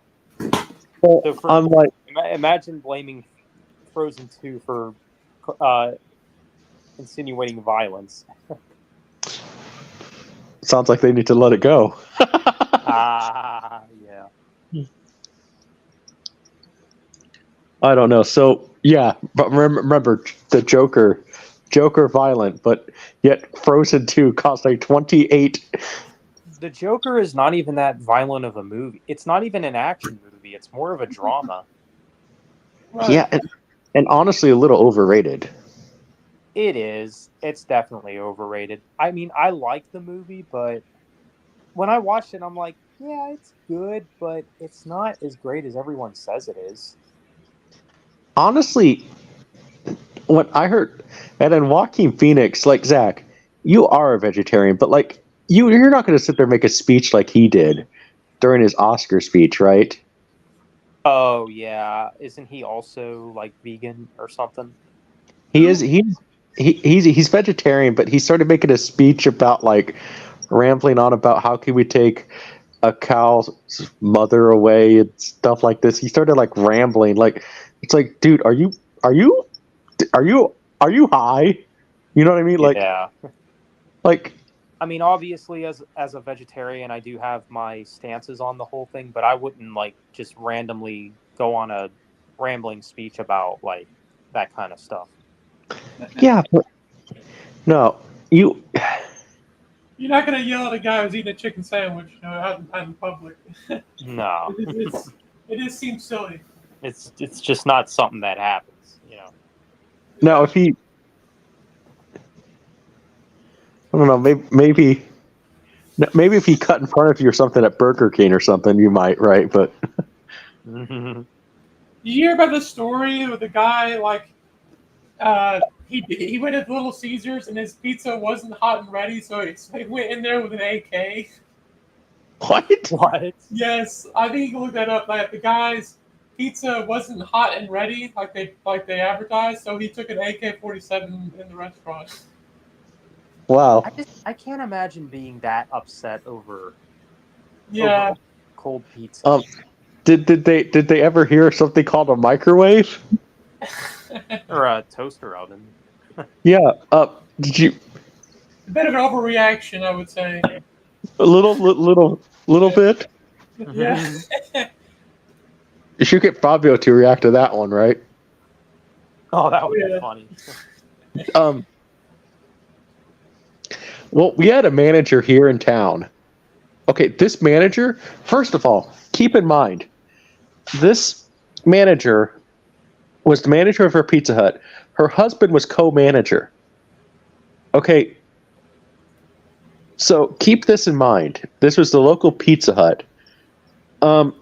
This guy was a super nice guy. Like, amazing guy. His wife would sit there, flirt with customers. They would literally go to the trash behind the dumpsters, and she would fuck the customers. What? The hell? And then, she sit there.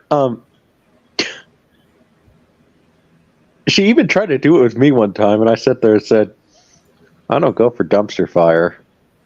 Nice. Yeah. And she sits there, and she hated me after that. And so anyway, what ended up happening was one of the employees wrote down my address wrong and the wrong phone number. So and her husband was the delivery guy. So she literally, I still think she did it on purpose. She sabotaged her own husband to deliver him the pizza to the wrong address. And then, so basically then, she says, "Hey, I'm sorry, see what I can do about giving you a free pizza next time. Just mention my name." So I mentioned the name. And she said there, "No, he can't have two. He can't have the free pizza. He likes Dr. Pepper. He can have 2 free 2 liters of Dr. Pepper." And I'm like, no. That doesn't really add up. So then, I talked her down about 10% off. And afterwards, she would deliver to my house. And, like, I was this guy, but, like, listen, if I'm going to tip you, you better, I'm tipping on the service. You never provided good service. So I was literally going to give her the person $5. And I will admit it, she saw me right away. I put the $5 straight back and paid her exact change. And then she ended up getting fired because some guy sent it straight to corporate when he saw it. Okay, if you're gonna hawk a loogie in somebody's food, at least hide it, right? No, this was she hawked a loogie, and like, I want to know what was this girl eating? Apparently, according to the guy, it was a loogie the size of a baseball. Jesus. Who would want to eat that? Well, no, he ended up getting.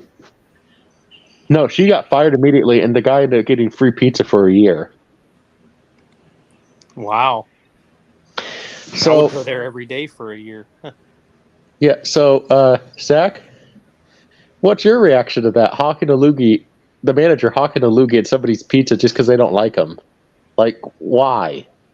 Like, Yeah, that's really something. like that's one of the reasons I love People Are Stupid. Like, I've honestly considered doing my own People Are Stupid videos. Zach, I still think you should just do that with your little incident, right? People are stupid, right? Yeah. Well, Eric had things that pissed me off. Was that it? Yeah. Yeah. Of course, AVGN had it's bullshit. Well, do you think Fabio would seriously care, though, if we did our own People Are Stupid video? I don't think he would see a problem with that. No, I don't think so.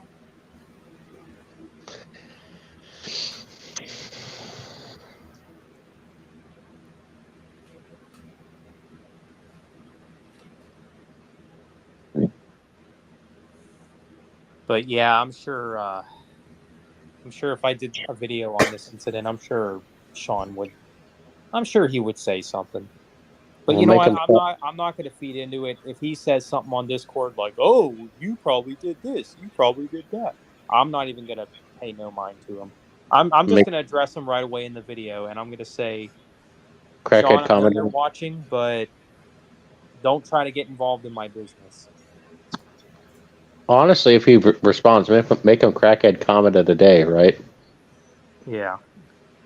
Because according to Sean, everything's my fault. Mm-hmm. Man, Zach, you're such a terrible person. I know. He thinks I'm like such a bad guy. Oh, what a monster I am, right? Man, they said Minotaur looks like Jeffrey Dahmer. Zach, are you Jeffrey Dahmer? Do you have secret barrels that we don't know about in your house? No, but I'm sure Sean would probably make up stuff though, like he always does. Yeah. Well, no. If he's actually, when he actually watches this, like you do a stream, we joke about that. Like, he's probably going to start a rumor you are a serial killer.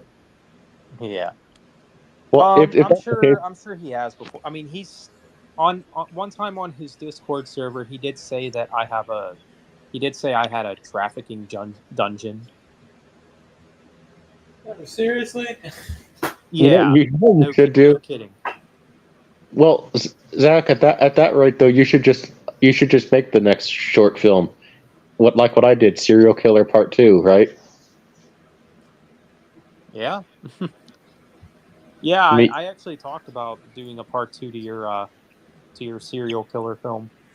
I don't care. But you can go ahead Yeah. and do it. And it's just a short film too, so. Yeah, Well, and I would make it funny. Minotaur left a comment that YouTube censored it. Yeah. What was it exactly you left? I think it was. I can't remember. It was a quote. I was making fun. It was like a quote from Time Cop or something. I'd have to look it up again. I've done this before.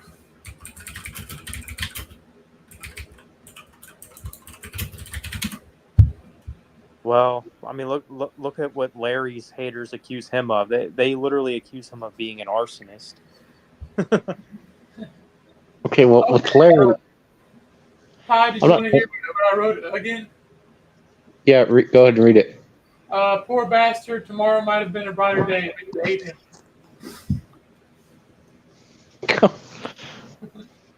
Which is I'm quoting Time Cop. Yeah, YouTube censored that, Zach. Wait. Say that again. I said. YouTube. Huh? Go ahead. I just said, poor bastard. Tomorrow might have been a brighter day, but you ate him. ... Wow. Really, YouTube? Yeah, you can see it if you just go to the newest comments, it'll show Oh, up. so they just They hid it. They hid the comment. Yeah. I hate it when that happens. Yeah. Well, that video was honestly fun to do. I actually might make a part two, too. I mean, Jack, you can make a spinoff, right? Oh yeah. Because that video, I mean, serial killer part two, and it's.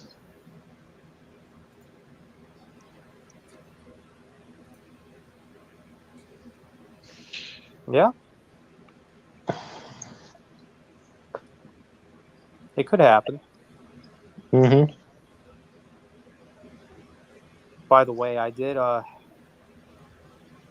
put out a paid request for Fabio to review that Jurassic World series. Chaos Theory, I think it's called. Oh, goody. Is he gonna like it? He'll probably not like it. I mean, knowing Fabio, but I mean, I liked it, but it has its issues. That's something that I will say. Yeah. I guess at least it's better than Camp Creation. Yeah, that's what I heard. I heard Camp Creation was pretty bad. They went woke towards the end. Well, Chaos Theory kind of does too, but it's weird because like I can like they literally in the show they literally have a redneck dude with a pickup truck and a red ball cap. A what?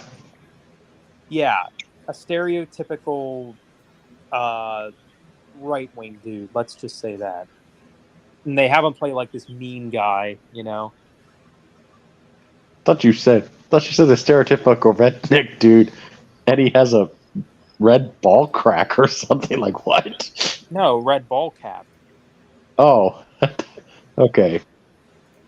I mean, it's not political, but you know what they're trying to symbolize there. You know, Oh yeah. they're trying to make fun of Trump supporters, basically. Mm. But Yeah. I mean, I get that, but it's like, but you do realize left-wing people can be crazy too. Like Hollywood acts like the left are just these totally sane people that are totally normal, can do no wrong, but no, Yeah. not the case. Mm-hmm.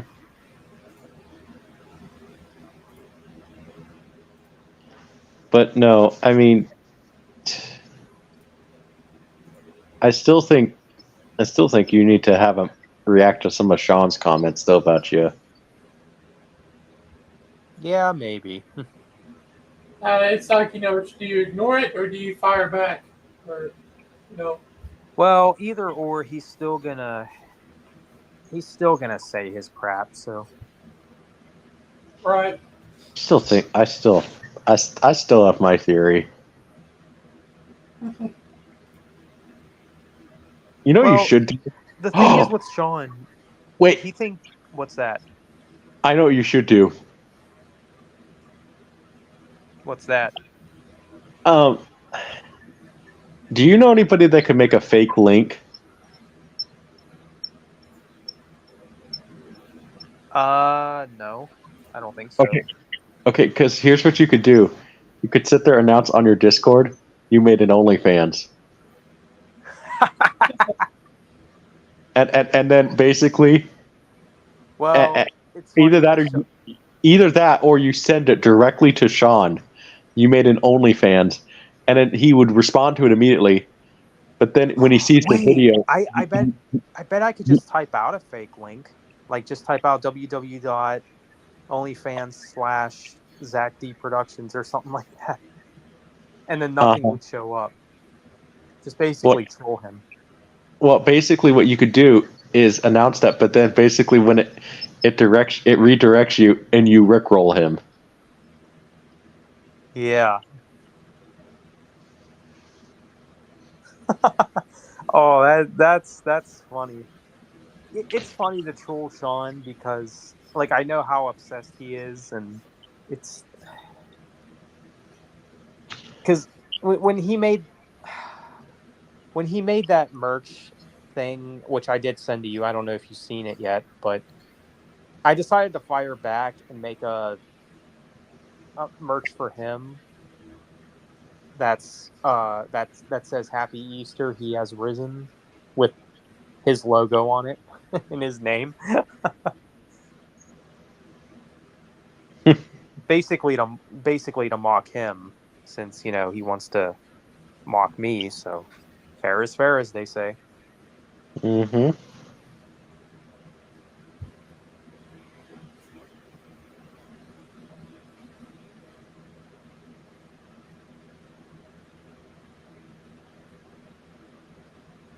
I still no. You should do that though. Just try to rickroll him with the OnlyFans link, right? Oh my gosh! Yes. Wait a minute. Actually, you know what you could do? What's that? Okay.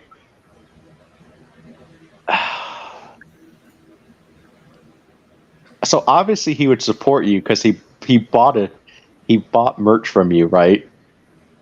Yeah. You might actually make an OnlyFans, and in your only video is sitting there saying, "Hey Sean, yeah, um, this is just for you. I'm, and guess what? Because I knew you were going to be such a dumbass and actually pay for my OnlyFans. That, by the way, yeah, uh, this is not gonna. Obviously, guess what?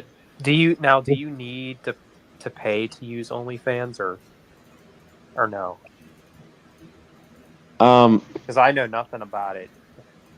you I don't think you have to pay to use it, but like you can tell people, you can direct your prices. Does that make sense? I don't think I don't know how it works either, but like, That would be that would be funny though. and but basically make a video. Say, hey, ask him to do a reaction to your OnlyFans, and then it's literally just you sitting there saying, "Hey, dumbass, did you really think I was dumb enough to make an OnlyFans account? Oh yeah, by the way, this is just for you because I know you're so obsessed with me. I mean, obviously, I we all know what you want to do. Going after me for 7 years. I mean, if you want to, Well, he if did say if I did create an OnlyFans, he would be one of my first subscribers. well, there you go, right? So Yeah, that tells you all you need to know right there. this is very it's a very creepy situation, honestly. Well, that's why I Oh would just yeah, put the OnlyFans, but the video is you just sitting there. just sitting there roasting him. But like, we're talking brutal roasting. Like, so if he actually does a reaction to it, and tell him you want him to do a reaction to it on your YouTube channel live, Yep. and like can you imagine the public humiliation? Oh my gosh, yeah. Hey, dude, he would get humiliated alone if I get Fabio involved. Because I I mean, would. Fabio has more supporters than any of us. So Hmm. Even Rambo Raff would defend you, and yeah, because I feel like Rambo Rap shares similar stances to us. I think he does. I think Rambo Raff is basically neutral. Yeah, but I know that he doesn't do like drama content like Fabio does, like with Crackhead Comment of the Day and Well, because Fabio does. It's a great thing about Fabio. He doesn't care. oh yeah. I mean, I respect Fabio big time. He really should be president. Oh yeah. But remember, you don't you don't vote. You don't want to vote for Fabio because he gets shit done, right? Mm-hmm. Like, how is that a bad thing?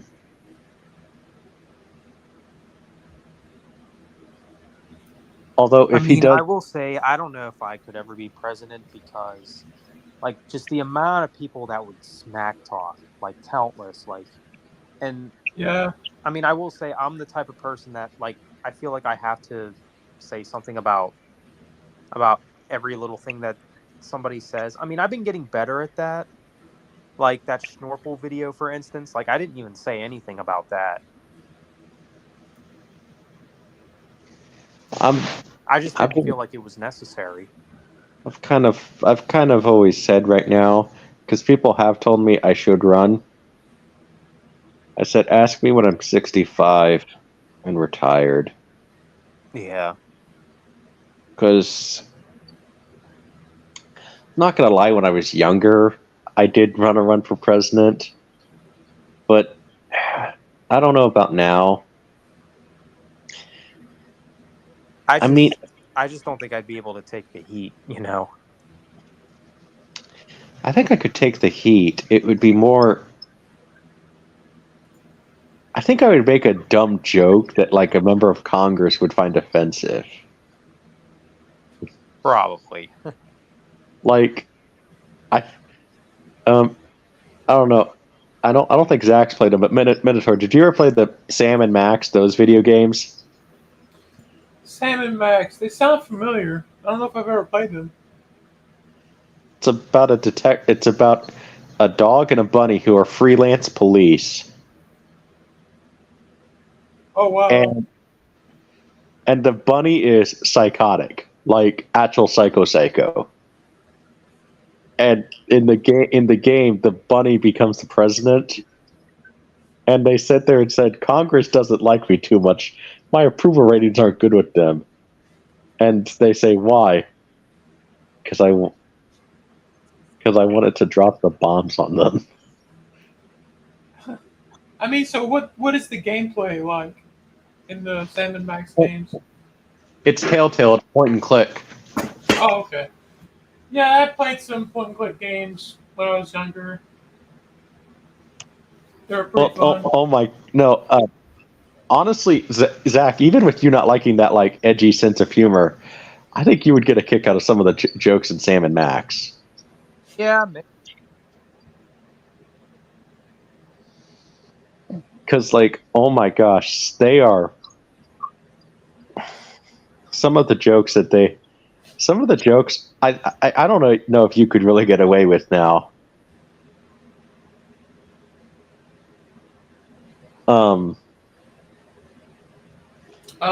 We're almost going on 4 hours. I think I have to call it pretty soon.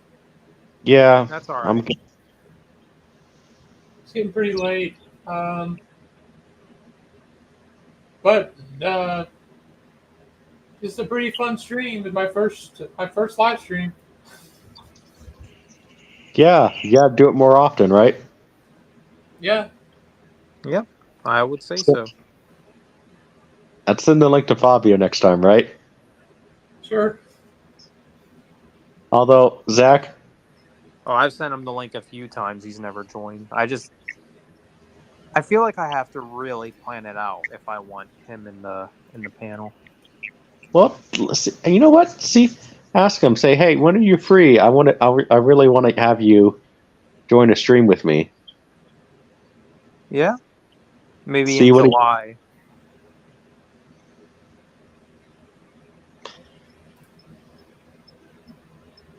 Maybe Zach. That just gives me an idea. I could do a paid request. A paid request hangout 4th of July stream with you and me and Brian. Bob. Brian can finally meet him. You know what we should do for 4th of July is how about we do a commentary for that movie Uncle Sam? I don't know if you've ever seen that movie. You know, yeah, that's a good idea, actually. Yeah, I think it's a pretty fun. Zach, it's a No, I horror meant the movie. no, I meant the 4th of July stream. Um, we could do actually here if we could find it, we can do a commentary for the Independence Day movie, but the at both of them, the one from '84 and then the one from '96. Oh, there's two of them.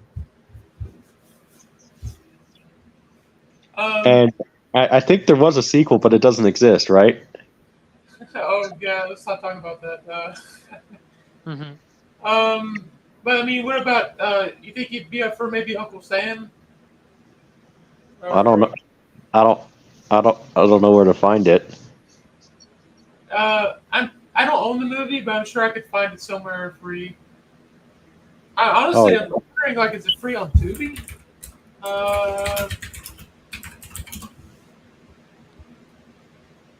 Let's see. Yeah, it's free on Tubi. It's been free on Tubi for a while, so you can watch it there. There'll be some ads, but That's all right. I thought it'd be a funny movie to watch. But Independence Day sounds good too. Yeah, Maybe we can just do both. there you go. Maybe like the 5th or something, but Yeah. I don't know. What do you want to do for Juneteenth? Roots. No, I'm just kidding. There you go. I know you're kidding, but there you go, right? And then I could I don't know if you've ever seen that. I actually watched it on Tubi because you can watch it on Tubi. Oh, really? Yeah. It's good. Oh, Although the only thing I thought was really interesting. Okay, keep in mind this is on TV in the '70s. Like one of the first shots you see is boobs. yeah. It's like wow. So it was a mini series, right? Mm-hmm. Kind of like the movie Flight with Denzel Washington. What was it? It's the same way with that movie. What movie? White? Flight with Denzel. Well, what the first shot is you see boobs. Yep. I was going to ask you, have you seen the original Shogun miniseries, like the one from the 80s? Mm-hmm. Oh yeah, I've only seen the first episode. It's pretty good. I haven't seen the new one, but I figured I'd watch the old one first. I wasn't too interested in the new one. Oh, the old one's better? Yeah. I mean, it's got a really good cast. The original does. Hey, Minotaur, did I tell you one of the people I want to try to interview? I want to interview Alicia Malone. Oh, dang. Who is that again? It's an Australian girl. She used to be with John Campia quite a bit. Oh, God, not John Campia. No. But Alicia Malone, she's on Turner Classic Movies right now. Okay. Well, I mean, the affiliation with John Campia kind of worries me. But John Campia is an idiot. I mean, he's the guy who walked out of Shang-Chi and he said, "This says fights like the Ray of Redemption, and it's the best comic book movie since Logan." So that guy's a clown. Well, he also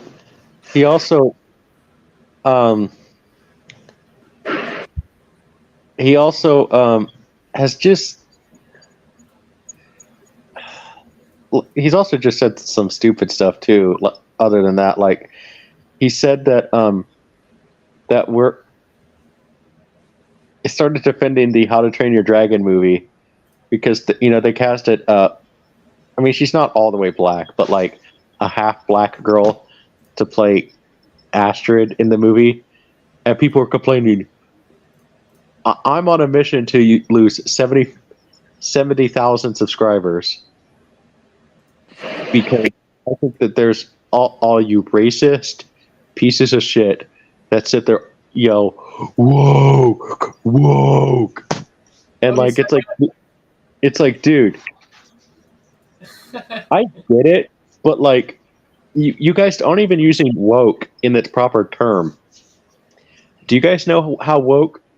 Well, do you guys know what woke in its proper term is? What? Woke means culturally aware.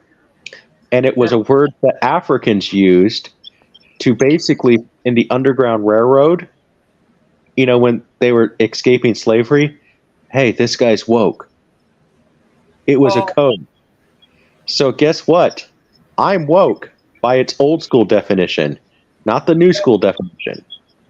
Well, and then it got co-opted, and then people, took a hold of it and turned it around on them.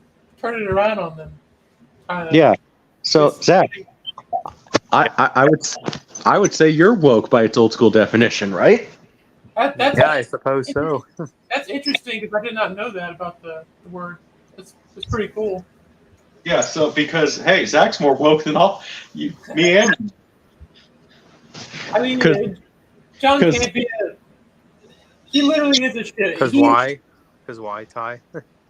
I mean, because you're dating the nation, so you're pretty culturally aware, right? Yep. And you're woke by its by its old school definition. Pretty much. The term. It's okay to be culturally aware. I just think people are just. I feel like some people just take it too far. Yeah. Mm-hmm. I was just gonna say, the term "shill" gets thrown around a lot, but it really, like John Campia, really is a shill, because no human being in their right mind would say that Shang-Chi has action scenes like the Raid Redemption.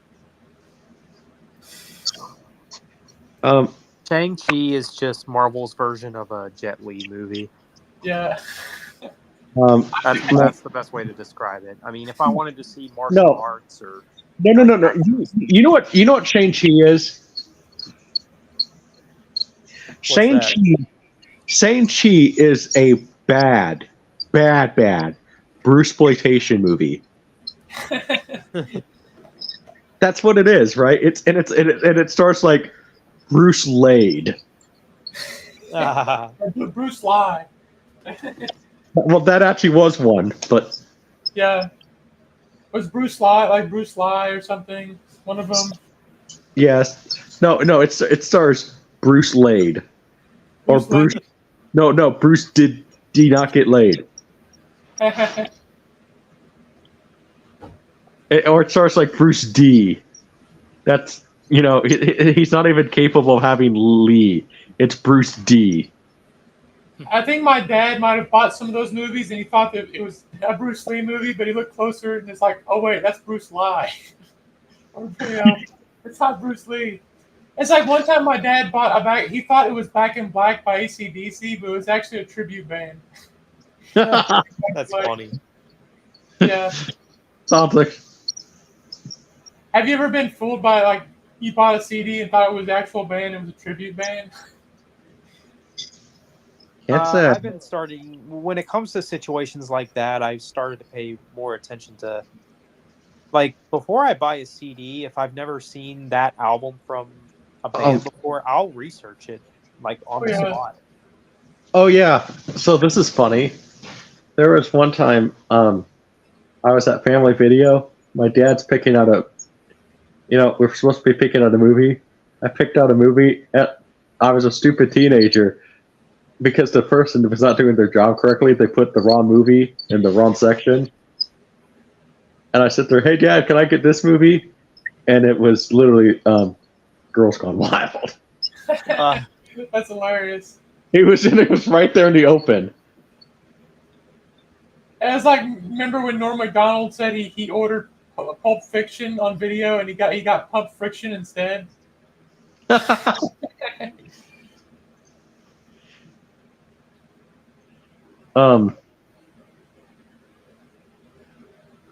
Well, I mean, here's my thing. The real funny ones that like I'll. But no, I just remember that like that my family video would literally have some of the movies that were supposed to go in the lock and key just just out there. Everybody could see them. That's Oh hilarious. wow. Uh, and like, but and then sometimes, and I remember one of the titles. Like, I know. The funny thing is, I, I guess, you know, yes, James Rolfe made a joke about this, but I've literally seen the movie at my local family video. There was one of them called "Blow Me Sandwich." Blow me sandwich. Yes, That's a real thing. yeah, yes, that was a real movie, and I was like, "What the heck? What the heck?"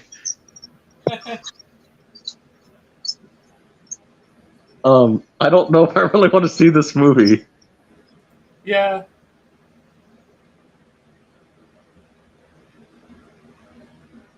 Hey, hey, Zach. So are you gonna confront your dad though? Say, hey, so you're flirting with my YouTube friend's moms? No, it wasn't a YouTube friend. It was a Facebook friend. Oh, you gonna Oh you, my gosh. I see. That's another thing. That's another thing right there that I like, dude. You're almost 70 years old. Just enjoy the rest of your life. Don't worry about finding someone else. Yeah. I And mean, I don't want anyone else in our lives anyway, potentially corrupting our lives. Yeah. um, there was one guy who he was about your dad's age, and he was talking to girls online, and I told him, dude, make sure they're real, because he says he's aware of the internet, but he was talking to 18-year-olds and 19-year-olds, and he was your dad's age, almost 70, and one girl Wow. 28. And I'm like, okay, I get it, like maybe you just want a friend, but like, can you, like, I don't know, like if you saw a guy in his early 70s dating a girl who is 50 years apart from him, I mean, yes, they are 18, but like, Yeah, my issue with that though is, yeah, 18, 19, that is legal age, but if you're in your 70s, it's like, where do you draw the line? Like, But honestly, who's taking advantage of who? Because, the 70-year-old, that's like a senior citizen. Um, and it is a bit weird, but it's like, yeah, it's, it's that's no, well, I'm definitely, when it comes to this thing with my dad though, I'm definitely going to have a talk with maybe oh, my yeah. sister or something about it. It's like, what was that a few years ago? Wasn't Jimmy Page dating an 18-year-old? That was weird. It's like, what are you, like, in your 70s? It's just weird. look at Al Pacino. Oh, His his girlfriend is they're literally 50 years apart. Like his girlfriend is 2 years older than 2 years older than you and me, Minotaur. yeah. But, it's not that weird. They're like in the 30s. But, with Jimmy Well, Page, though, hold on. if you look in the history of Led Zeppelin, let's just say they had a tendency to be with very, very young groupies. Uh, Yes. Especially Jimmy Page. Especially he really liked them. He really liked the young ones. So yeah, he has a pretty sordid history. Yeah, and well, but and then Al Pacino though got his girlfriend who's 32 years old pregnant, Wow. 83 years old, and it's his first son. Oh my gosh. That just shows, when you're a guy, you can have a kid whenever you Dude, want. that's a grandfather. That's not a father. Yeah. But Well, that women, they have a clock. Guys can have a kid whenever they want. uh huh. Well, That's objectively, yes. Yeah. Hey, Zach. Yeah. Little brother? Yeah, you could get a. Yeah, think about it. Your dad could get. Your dad could. You could. Maybe your dad could get a. You could. Have a. You could trophy wife. I mean, That's stepmom, right? Right? yeah. I don't know about that. Dude, I don't even want to think about this. I'm kidding. Maybe you can talk about it, but I doubt it. He doesn't take us seriously, so I'm messing with you though. no, I hear you, Ty. It's all good.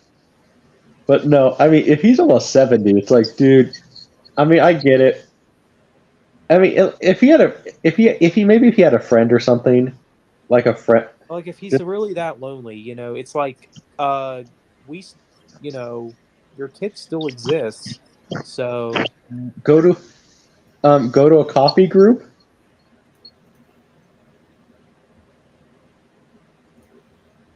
Go meet people. Go meet a bunch of old guys at McDonald's and talk to them, right? Like, yeah. you realize how many old like coffee clubs I see at McDonald's? You know what I'm saying? Oh yeah, probably a lot. Like, heck, I've joined a few of it.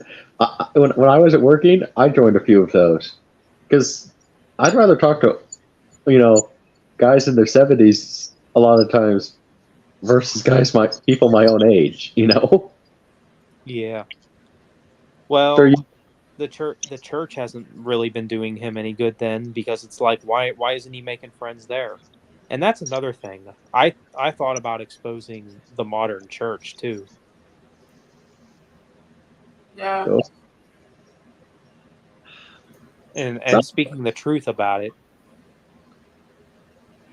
Well, the thing I don't like about church, like I said, is how people use it. People use it my whole thing with the modern church is people use it as a crutch. Like, oh, I'm a Christian, I go to church. Are you living the true word? Oh, well, yeah, that's just one of many issues, though. But then also people putting the pastor up on the pedestal. Mm. And if are you talking about the priest situation or what, Zach? I'm mainly referring to like, oh, we're always here for you. We're your family. Yeah, you never hear from them. Mm-hmm. And I'm going to expose that. Go for it. I thought about making just like another channel because it's something that would be totally off the wall for me, But at the same time, it's like if I made another channel and did like rants and stuff, I would have to start all over as far as my subscriber base goes. What would you call the other channel? Probably rants with Zach or something. I got something. I got what you can call it. What's that? Zach Attack. I think there's already a channel called that. Zach Attack 2000. Yeah, something. Or Zach -1. Zach -1. Oh, how about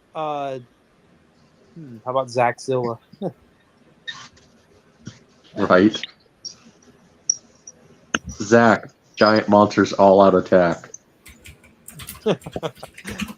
Kind of cheesy. Or just ZMK, right? Yeah. Well, I would say that might be something too. Like but don't maybe kind of keep that other channel a secret, right? Yeah. I was thinking about having it like just be commentary too, like not really like You know how like I usually do my videos where Mhm. I'm sitting in front of the camera. I'm thinking about doing something else, Oh yeah. like maybe like Leon's style, because I really do like his style of videos and rants. So Right.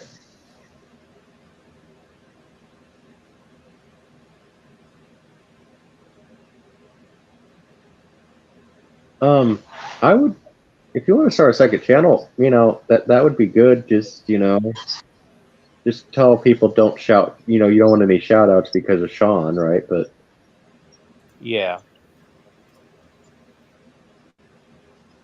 that's I true. mean, that would something to be good too, though, because then you could keep the production. Zach D Productions you know Just entertainment, just entertainment, and then you know and then on the side I could do like just random rants and stuff. Zach M. I really like Zach GMK, Giant Monsters. Just call it Zach. What's another name for attack that maybe is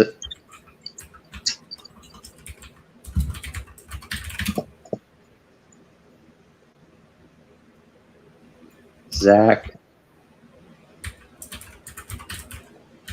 destroys. The what? Zach does destroyer. Yeah. Or Death Destroyer could actually be a good rant channel name, right? Yeah.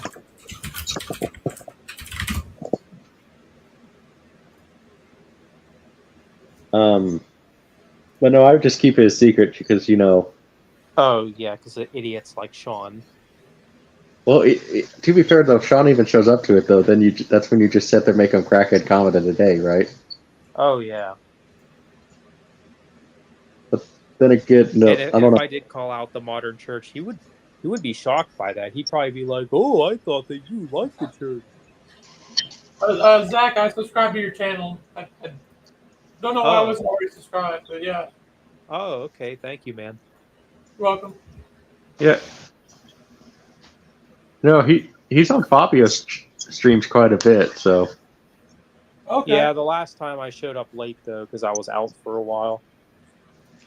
I didn't even show up last time because I was at a free concert. So Oh, nice. it was songwriters. It was country, but let's put it this way: there's a reason these guys wrote the songs, but people who performed the songs did their songs better. Because okay, if yes, on a technical level, great singers, but they sang with no emotion. So, Yeah. but then again, though, these people will probably be really popular nowadays because, I mean, well, I mean, they definitely were pretty swifty.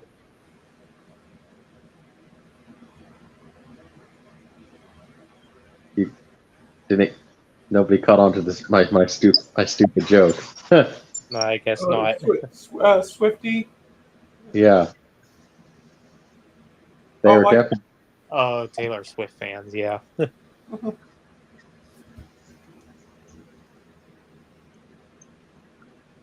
don't know. My girlfriend kind of likes Taylor Swift, so Well, goody. So Zach,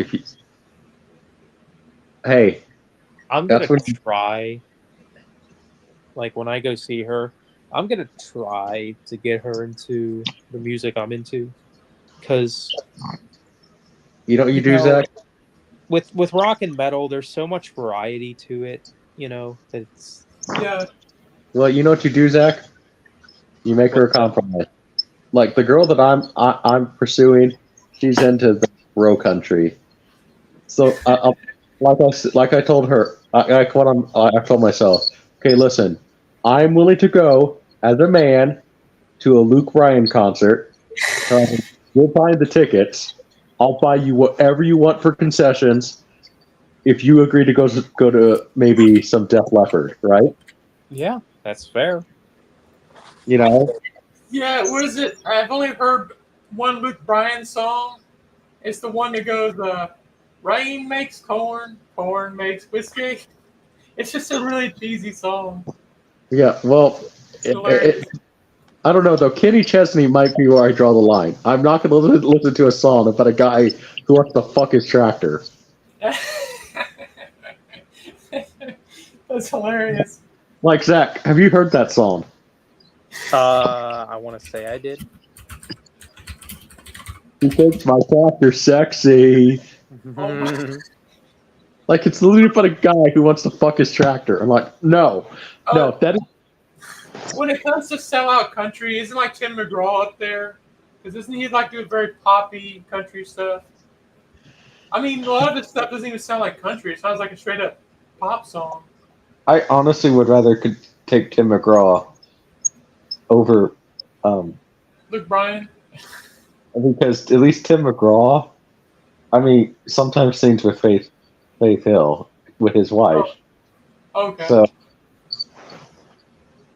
and Faith Hill, okay, guy bias. You know, she can't do anything wrong.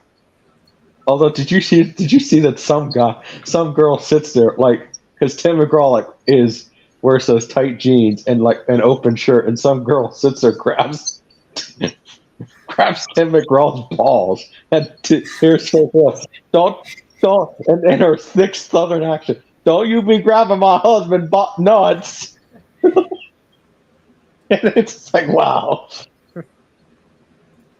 I mean, you know, like, I guess the only really country stuff I've listened to recently it's like Jerry Reed, but even he has a variety of different stuff, not just country. Eastbound and down, loaded up and trucking. Can't be done. That's a legendary song. That's a really good song. And Amos Moses is another big song of his. It's great. Guitar Man. And Guitar Man, yeah. So I mean, he had a lot of crossover hits. They weren't just country. He was good, very underrated. Oh, the guy, listen, was a phenomenal guitar player, like a guitar genius. He doesn't really get enough credit for that. Jerry Reed was good though. Yeah, I mean, when you make Chet Atkins like, when Chet Atkins thinks you're good, you're really really good. You know, one of my favorite songs. It's by Ray Stevens. Is his name? There's a song that was written right after 9/11. It's called "Usamu, Your Mama Didn't Treat You Right." Oh yeah, I know Ray Stevens. He makes some funny songs. And Andrew Bebe is funny. He so I made a Facebook post about what happened today. He said Pink-eyed or Larry the Batman fan wanted you to have a bad day, so they sliced your tire.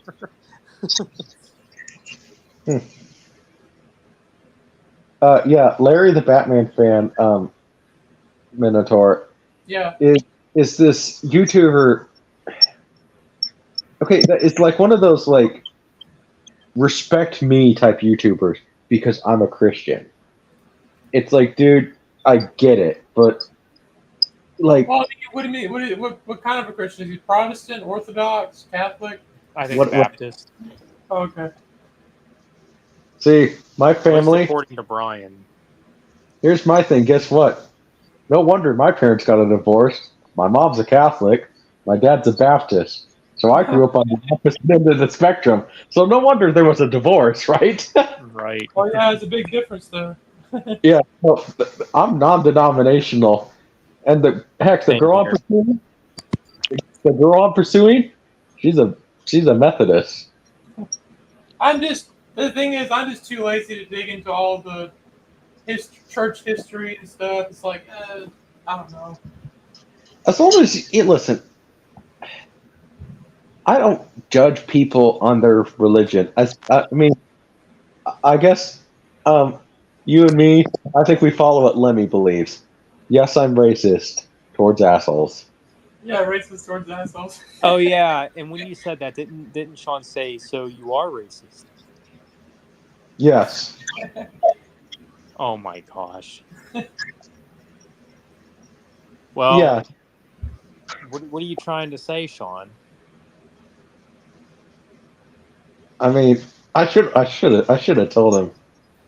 Well, I mean, I guess I'm racist towards you because you're being an asshole. Yep. Yeah, I Uh, really didn't like it how they were trying to say that Dime, from Pantera was racist, and that's just not true.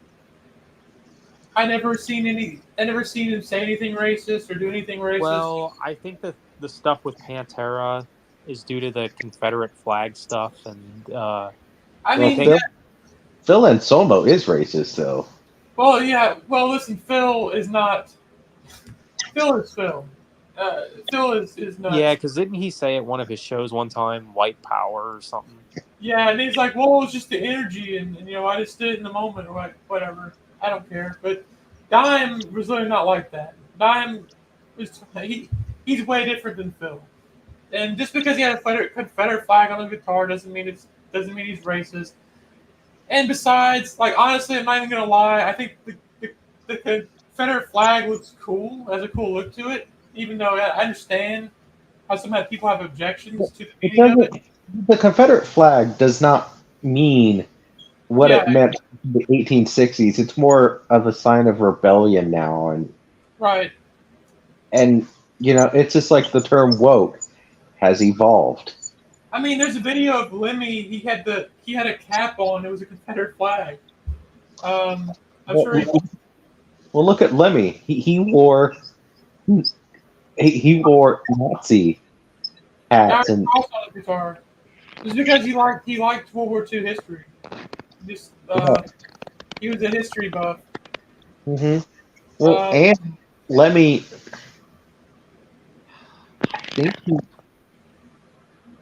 I mean, yeah, that's it. And you want to know something? I'm going to say something that not a lot of people are going to be surprised by. I actually like Terry Glaze better than Phil. I then like Phil. Oh, yeah. I like those albums better than Cowboys from Hell and all the other albums Oh, I don't know if I can agree with that, but I understand. because, well, I like I like Terry Glaze style of singing, but like I can't get into